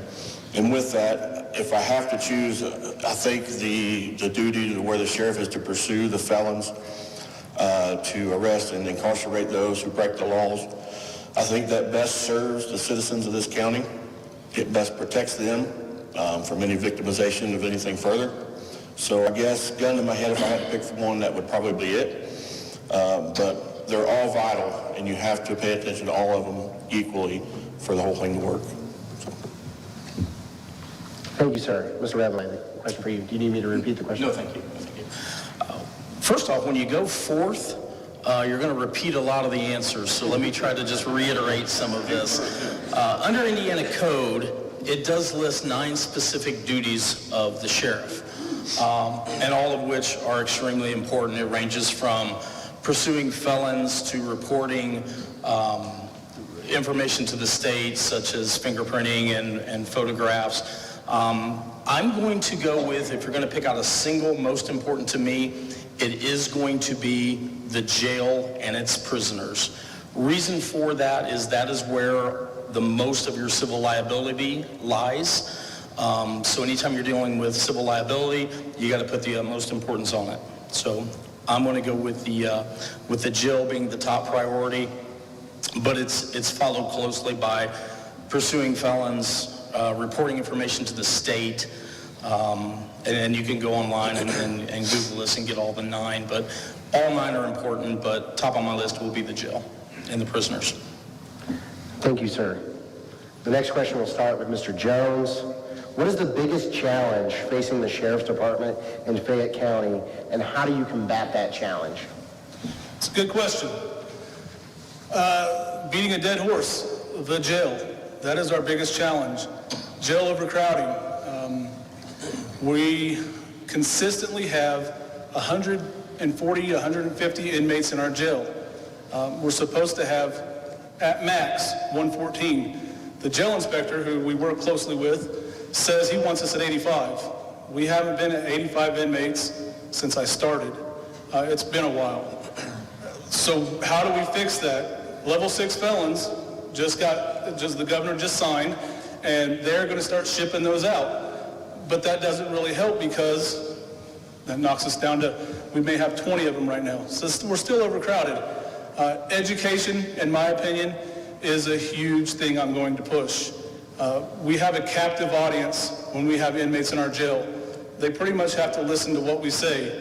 So why not provide education about rehab, better life choices, giving them classes so when they go out, they can go do something productive with their life.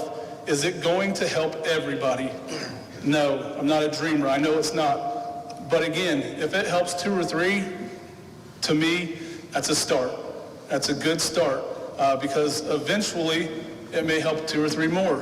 And then possibly they come out. We've got people that work at the county now that have been in our jail, and they're a positive influence on other inmates. Charmin Gabbard, she's a great example. I love Charmin. She does great work. Does she help everybody that she talks to? No, but at least she's trying. That's what we have to do, and that's what I will continue to do. Thank you, sir. Mr. Baker, the question for you. Yeah, what was it again? I'm sorry. What is the biggest challenge facing the Sheriff's Department in Fayette County, and how do you combat that challenge? Okay. So the jail, everybody's wanting to beat up the jail, so I'm gonna jump on board with that for a minute, even though I run it. We have got several issues in the jail. And Major Jones is right with House Bill 1004 being enacted. The judges will now have the discretion to sentence our level 6 offenders to DOC, which will help some. Our women's facility that is in the works now at the dollar store will help a lot. That will free up almost 2 blocks in the jail.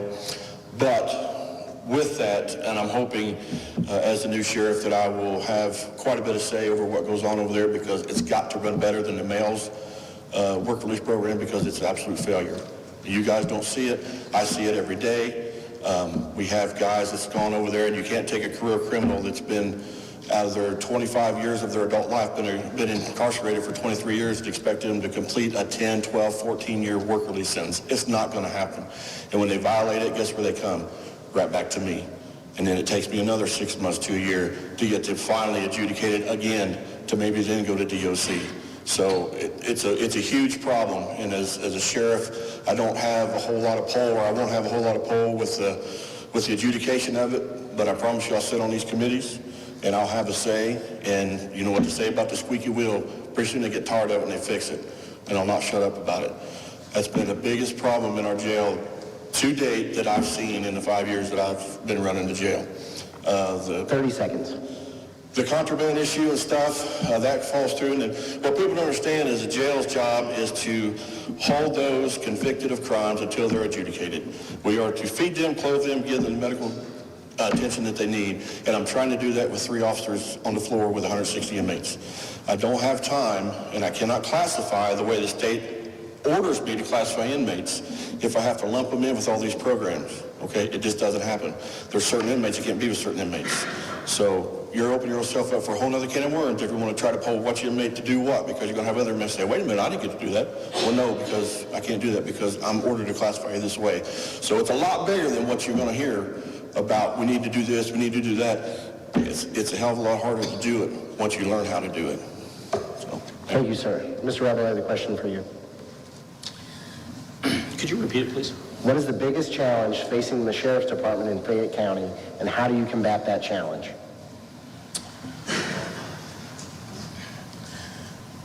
In January of this year, Fayette County started out with 6 overdose deaths. That was our first month into the year. Substance abuse has got to be one of the top priorities in this community. It's already been spoke about through other parties or other candidates that have come up here tonight. Substance abuse has reached a level that has now touched probably everyone in this room. If you have not had a family member, a loved one, a friend, or a neighbor, you're extremely lucky. And I would venture to say that that's not possible anymore. Substance abuse is a huge problem. And it's got to be top of our list. In the jail this afternoon, we had 160 inmates. I checked, with 140 beds. 90% of those inmates are in there for a substance abuse problem. Substance abuse is the only crime that I can think of that has what I would call tag-along crimes that go with it. You might be incarcerated for burglary or theft, but it's because you have a substance abuse problem and you're trying to feed that habit. So there's got to be a huge emphasis put on our substance abuse. And how you combat that's a great question. First off, this is not a problem that exists in Fayette County or the state of Indiana. It is nationwide. I stay in contact with a lot of people that have had training throughout the state, and I get a chance to talk to police officers in Fort Wayne and Evansville and Indianapolis, and I understand that they have the same issues that we do, just on a different scale. I think we see it more because we are small town USA. So how we combat that is education and rehabilitation. And I think that starts inside the jail while they're sober and right before their release, and to give them a place to go upon release from the jail, because they're going to go back to the same people, places, and things that they've done before, which is going to lead to the same results. Thank you. Thank you. Mr. Wolfe, the question for you, what is the biggest challenge facing the Sheriff's Department in Fayette County, and how do you combat that challenge? Absolutely. So beyond the issues inside the jail with drugs and addiction and the shortcomings that have occurred there, we're facing a staffing crisis coming. The gentlemen with me here on the stage are all approaching retirement. Some of them can retire now, right? With constant overturn in the jail. Jailers leaving, coming, going, new hires, one in, one out. The proper recruitment and training of personnel are going to be vital to the success of the Sheriff's Department in the coming years.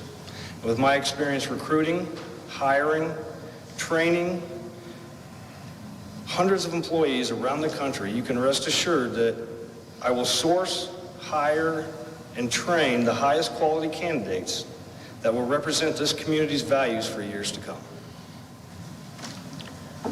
Thank you, sir. The next question will start with Mr. Baker. Mr. Baker, what changes, if any, would you make to any of the functions of the Sheriff Department, whether it be to the jail, service of the court, service to the commissioners, etc.? Okay.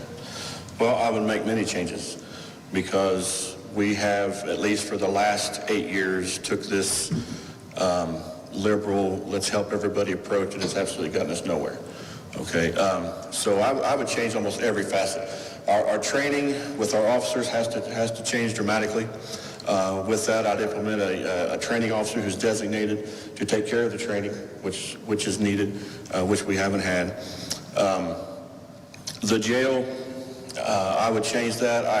I have a person in mind. I hope he's still interested for a jail commander, which would take myself. I'd be sheriff, hopefully, but that puts another road officer on the road. But you've got to really be careful who you put in charge of your jail because it's a very, very complicated and very complex job. And I would put the jail back to what I think a jail should be. You know, everybody's wanting to start everything in the jail, and that's great.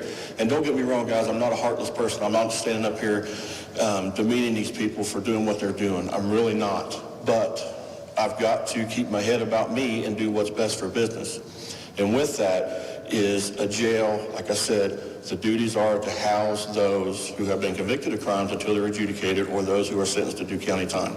We provide them with the basic services they need while they are there. If we start all these programs, for one, I already talked about the classification issue. For another, every one of them's going to want it, and they're going to want it for different reasons. It's like if I'd have put my kids in timeout. I didn't put them in timeout, I usually beat their butts. But if they'd been in timeout and offered them a candy bar, you don't think they'd have done what I want them to do for that little bit to get that candy bar? Sure they will. But I have seen the revolving door and revolving door and revolving door.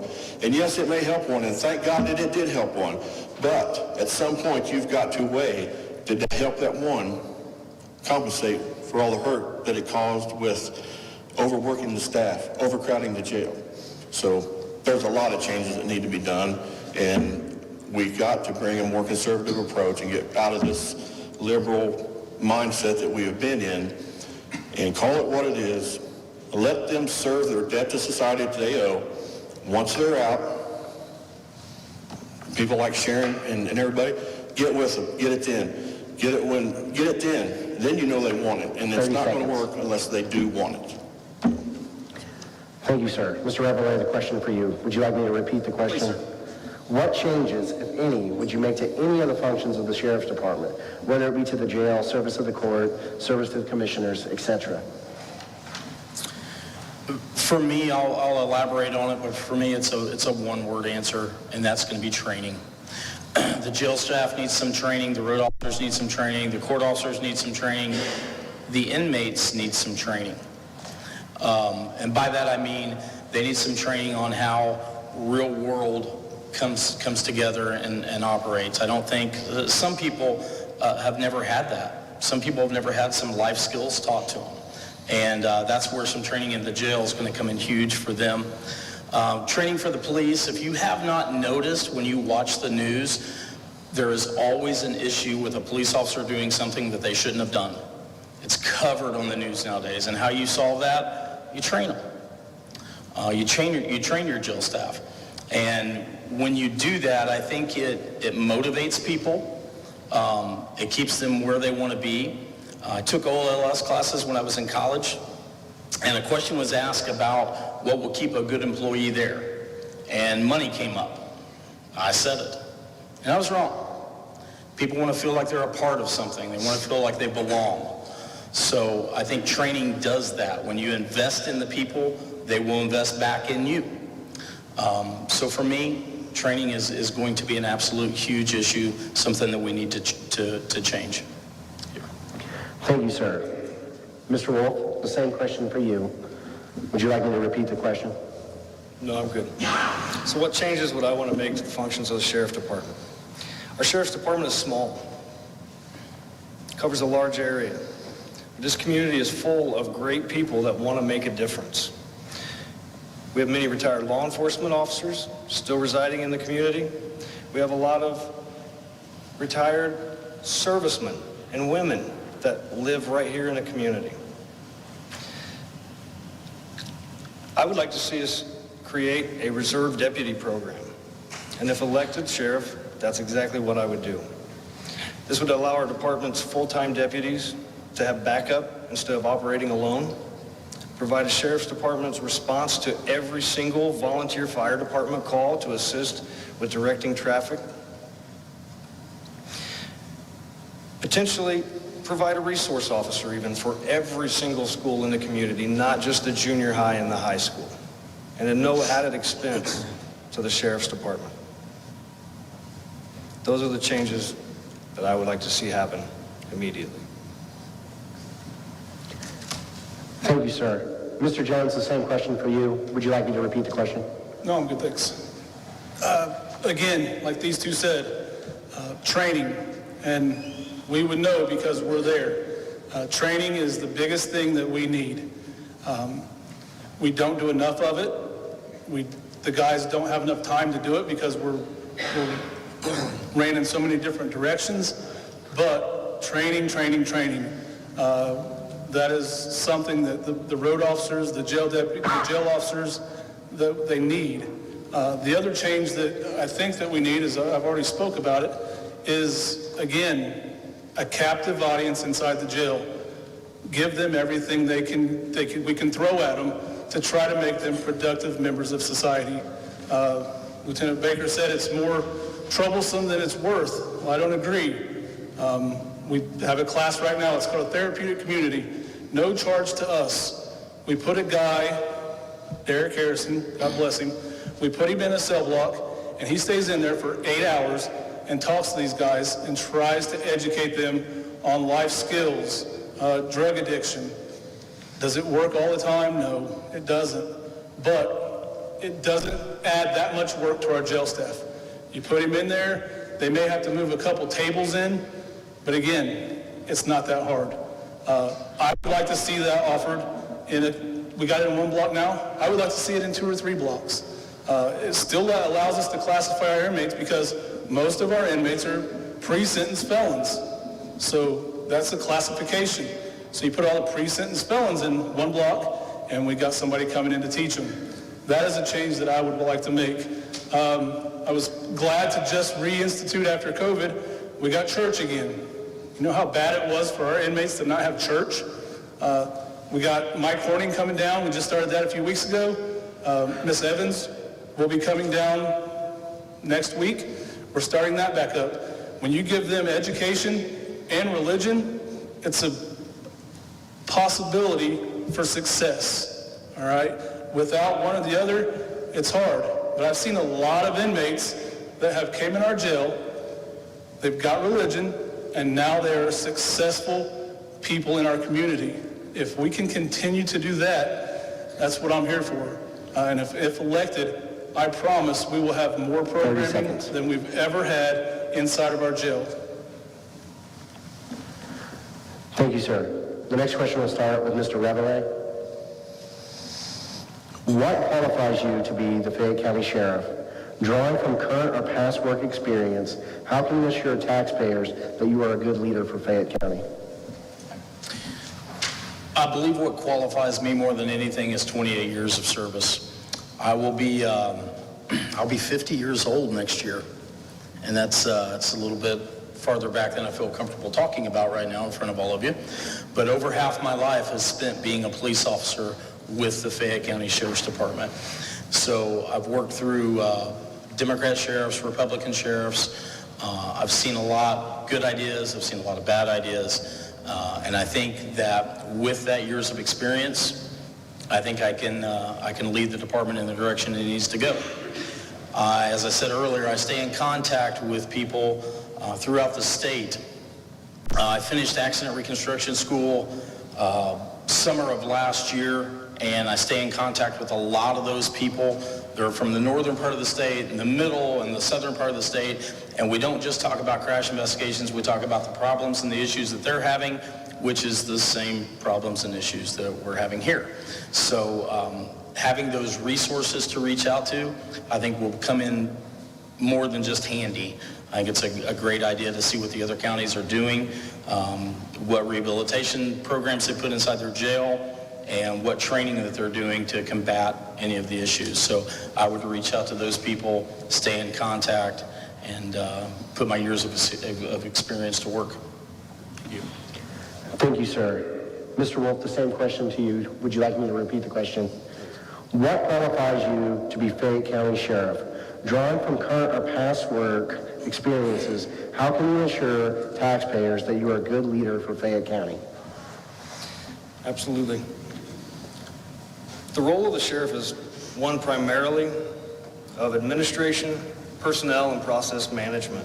With my 15 years experience managing hundreds of employees across a span of 9 states, my investigative experience handling criminal cases ranging from illicit drugs, thefts, burglaries, child trafficking, and organized retail crime, the fact that I'm a certified interrogator and forensic interviewer, and my experience partnering with local, state, and federal law enforcement agencies throughout the country will hopefully assure the taxpayers that I am qualified and I will do a great job for you as the next Fayette County Sheriff.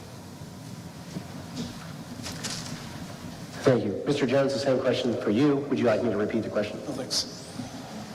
What qualifies me to be the sheriff over these guys? I don't know. These guys are great guys. I've come to like Randy. I've known these guys forever. But what qualifies me is what I think 12 years as the second in charge at the Sheriff's Department. I truly believe I'm the most qualified person to ever run for sheriff in Fayette County. I have sat in rooms with the sheriff when we are talking to council members, commissioners, other sheriffs. I've already been to 2 sheriff schools that the Sheriff's Association puts on for new sheriffs. I went with Sheriff Wason and Sheriff Laughlin. I've sat through that. I've worked on the budget for the last 12 years. I believe that, like I said, I'm the most qualified candidate to ever run for sheriff. And a lot of people at the Sheriff's Department say that I'm sort of the conscience of the department because I don't just see it one way. I don't see it my way or the highway. I like to listen to everything and usually talk it out and work out the problem instead of just saying this is how it's going to be and I'm sorry if you don't like it. If you don't like it, you can leave. I'm a big fan of reason, okay? We're going to talk the problem out. When I won Deputy of the Year 2 years ago, I didn't think I should qualify. I thought it should be one of these guys that are out on the road. But I won that because we had a bout of COVID hit the jail. The sheriff had it. 4 other deputies had it. So there was 5 of us. Me and Lieutenant Baker were 2 of us, and 3 more guys that had to run the entire Sheriff's Department for 2 weeks because the other guys were out for 2 weeks. That's when we actually stayed out for 2 weeks for some reason. Okay? We ran that through my leadership. I set up the schedule. There was guys that were working 12 and 16 hours a day, but we ran the department. Another thing that I've done is admin overtime. To alleviate some budget problems, I created what is called admin overtime. From 2 a.m. to 6 a.m., we don't have a lot of calls. So what I've done is the admin team, me, Lieutenant Baker, and 2 detectives, we work overtime for comp time. That's not causing any money, any taxpayer money, because later on we can take that time off, because if we take off, it really doesn't affect the budget. So I created that, and I think it was in 2018, and I believe we've saved over $50,000 in those 4 years just by doing that. So I think that's what makes me a good leader. Thank you, sir. Mr. Baker, the question for you. Would you like me to repeat the question? No, you're good. You're good. And like Major Jones said, I'm not going to sit up here and say that I'm any more qualified than anybody else. I know these 2 very well. I don't really know Randy, but I'll tell you why I think I am. And you know, everybody wants to knock the jail and say how bad the jail is, but I'm telling you, if you'd have seen the jail 5 years ago, you would know just how far we've come. I got handed a jail that was in complete and utter disarray. The inmates ran the jail. It was an absolute hellhole, excuse my French. And it took me probably a year of hard hard work and dedication to get it turned around to where it is today. And I'm telling you, if you'd have seen it 5 years ago, you wouldn't have believed it. So I think that past experience qualifies me. With that, we are at 160 inmates, but when I was narcotics detective, we was up to almost 195 because I put probably 2 to 3 people in jail a day.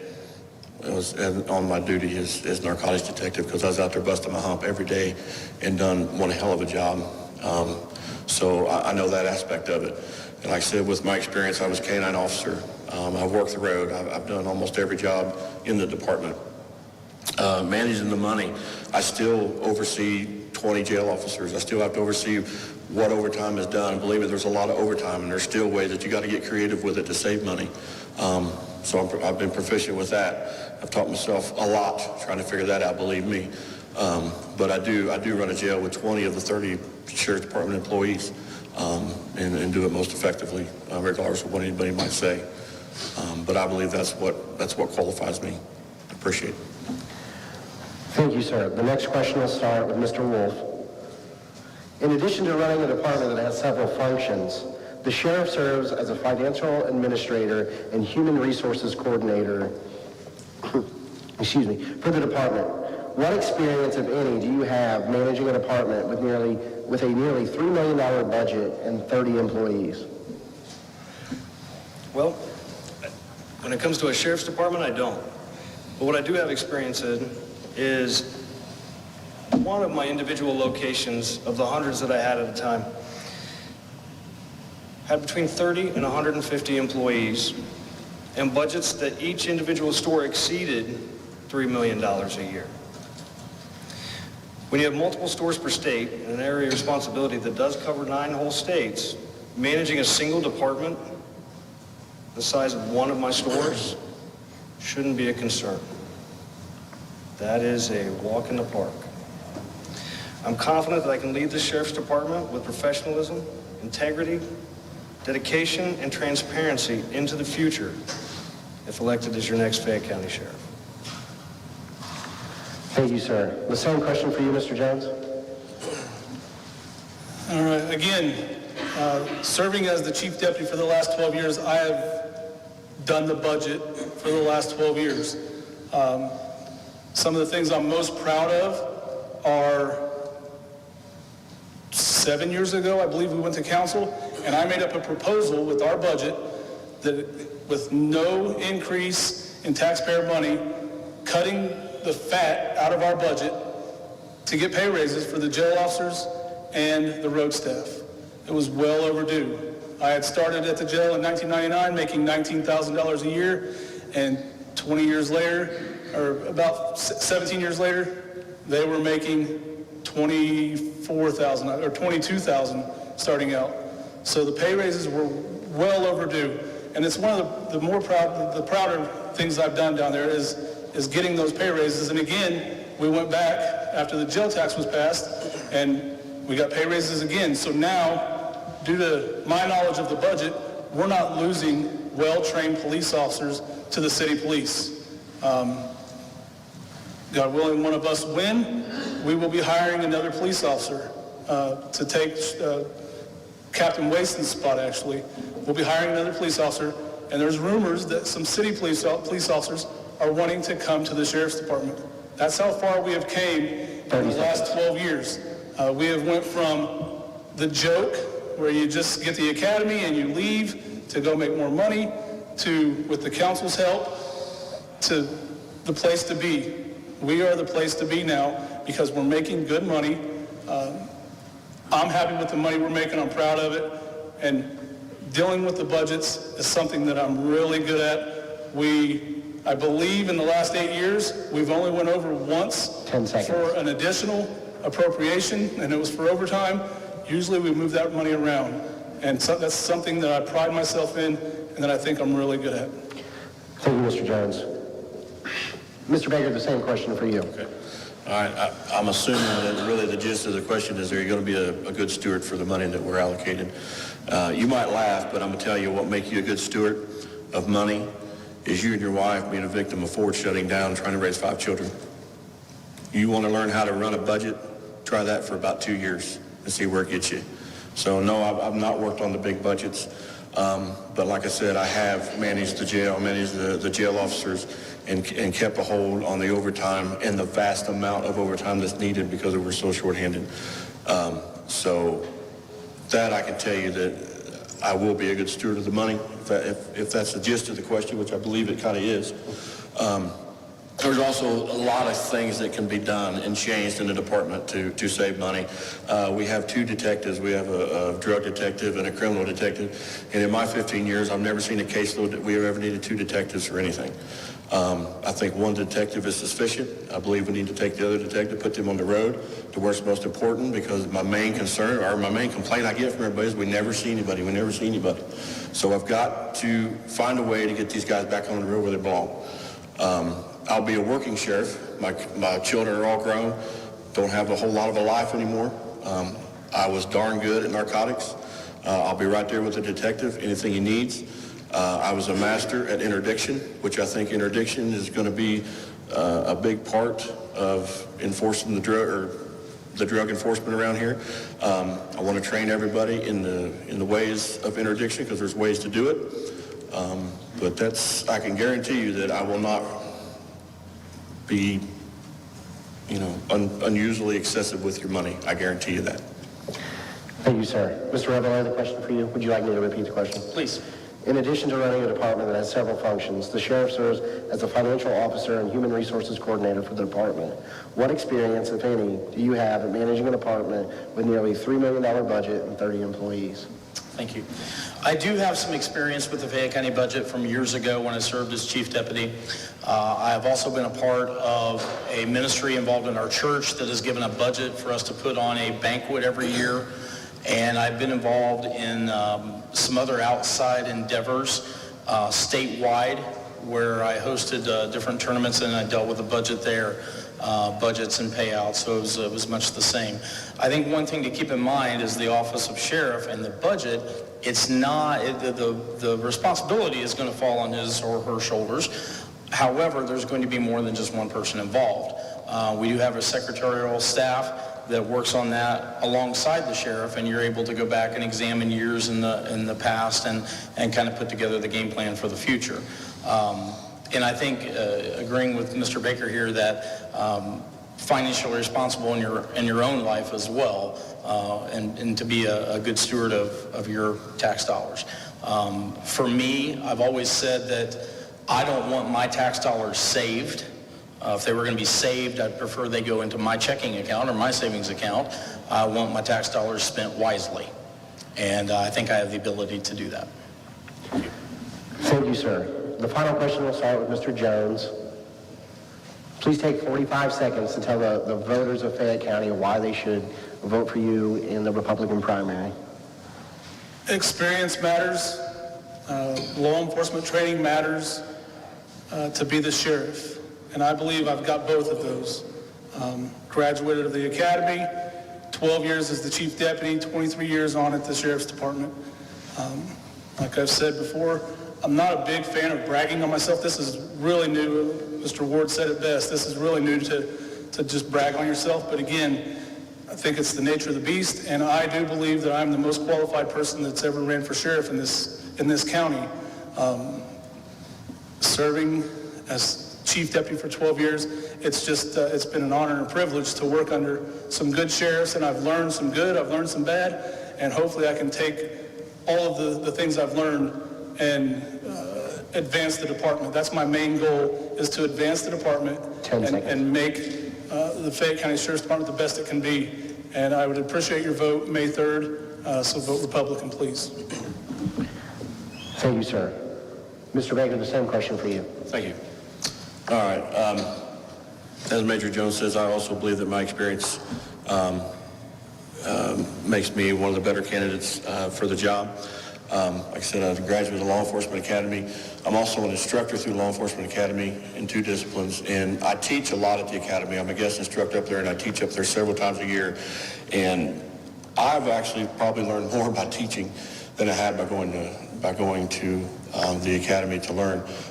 So I think that's a big feather in my cap, if there's any other way to put it, is I do that a lot. I do that, like I said, sometimes 4 or 5 times a year.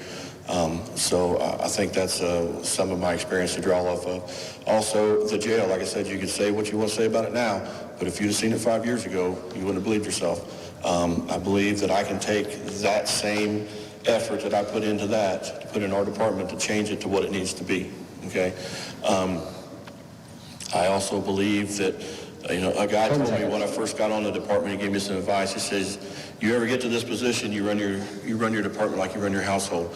Well, I'm very proud of how I've ran my household.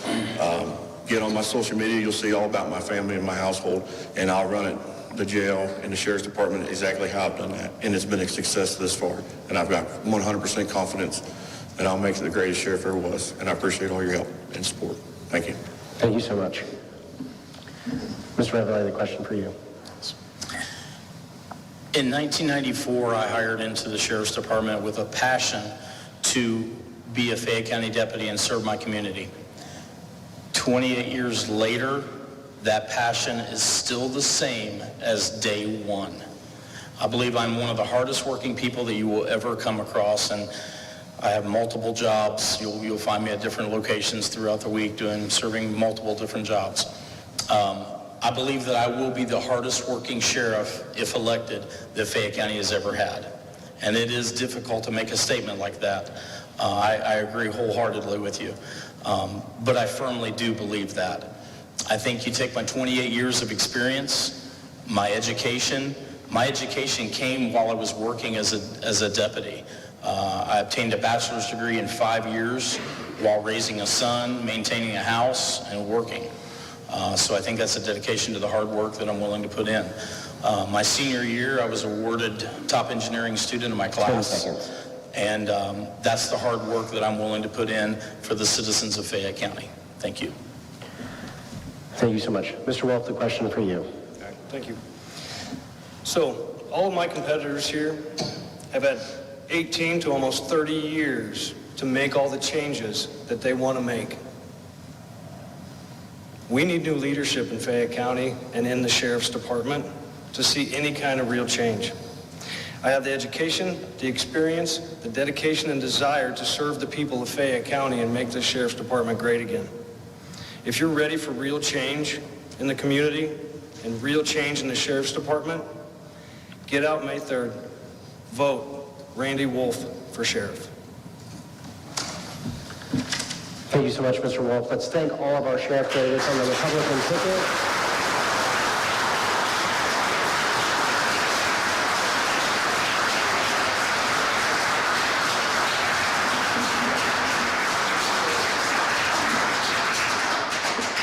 And ladies and gentlemen of the audience, I want to thank you for being so attentive and participating, those who remain to participate, as well as those from the community, both watching at home and who came out tonight to meet our candidates and have the opportunity to hear them speak. So thank you.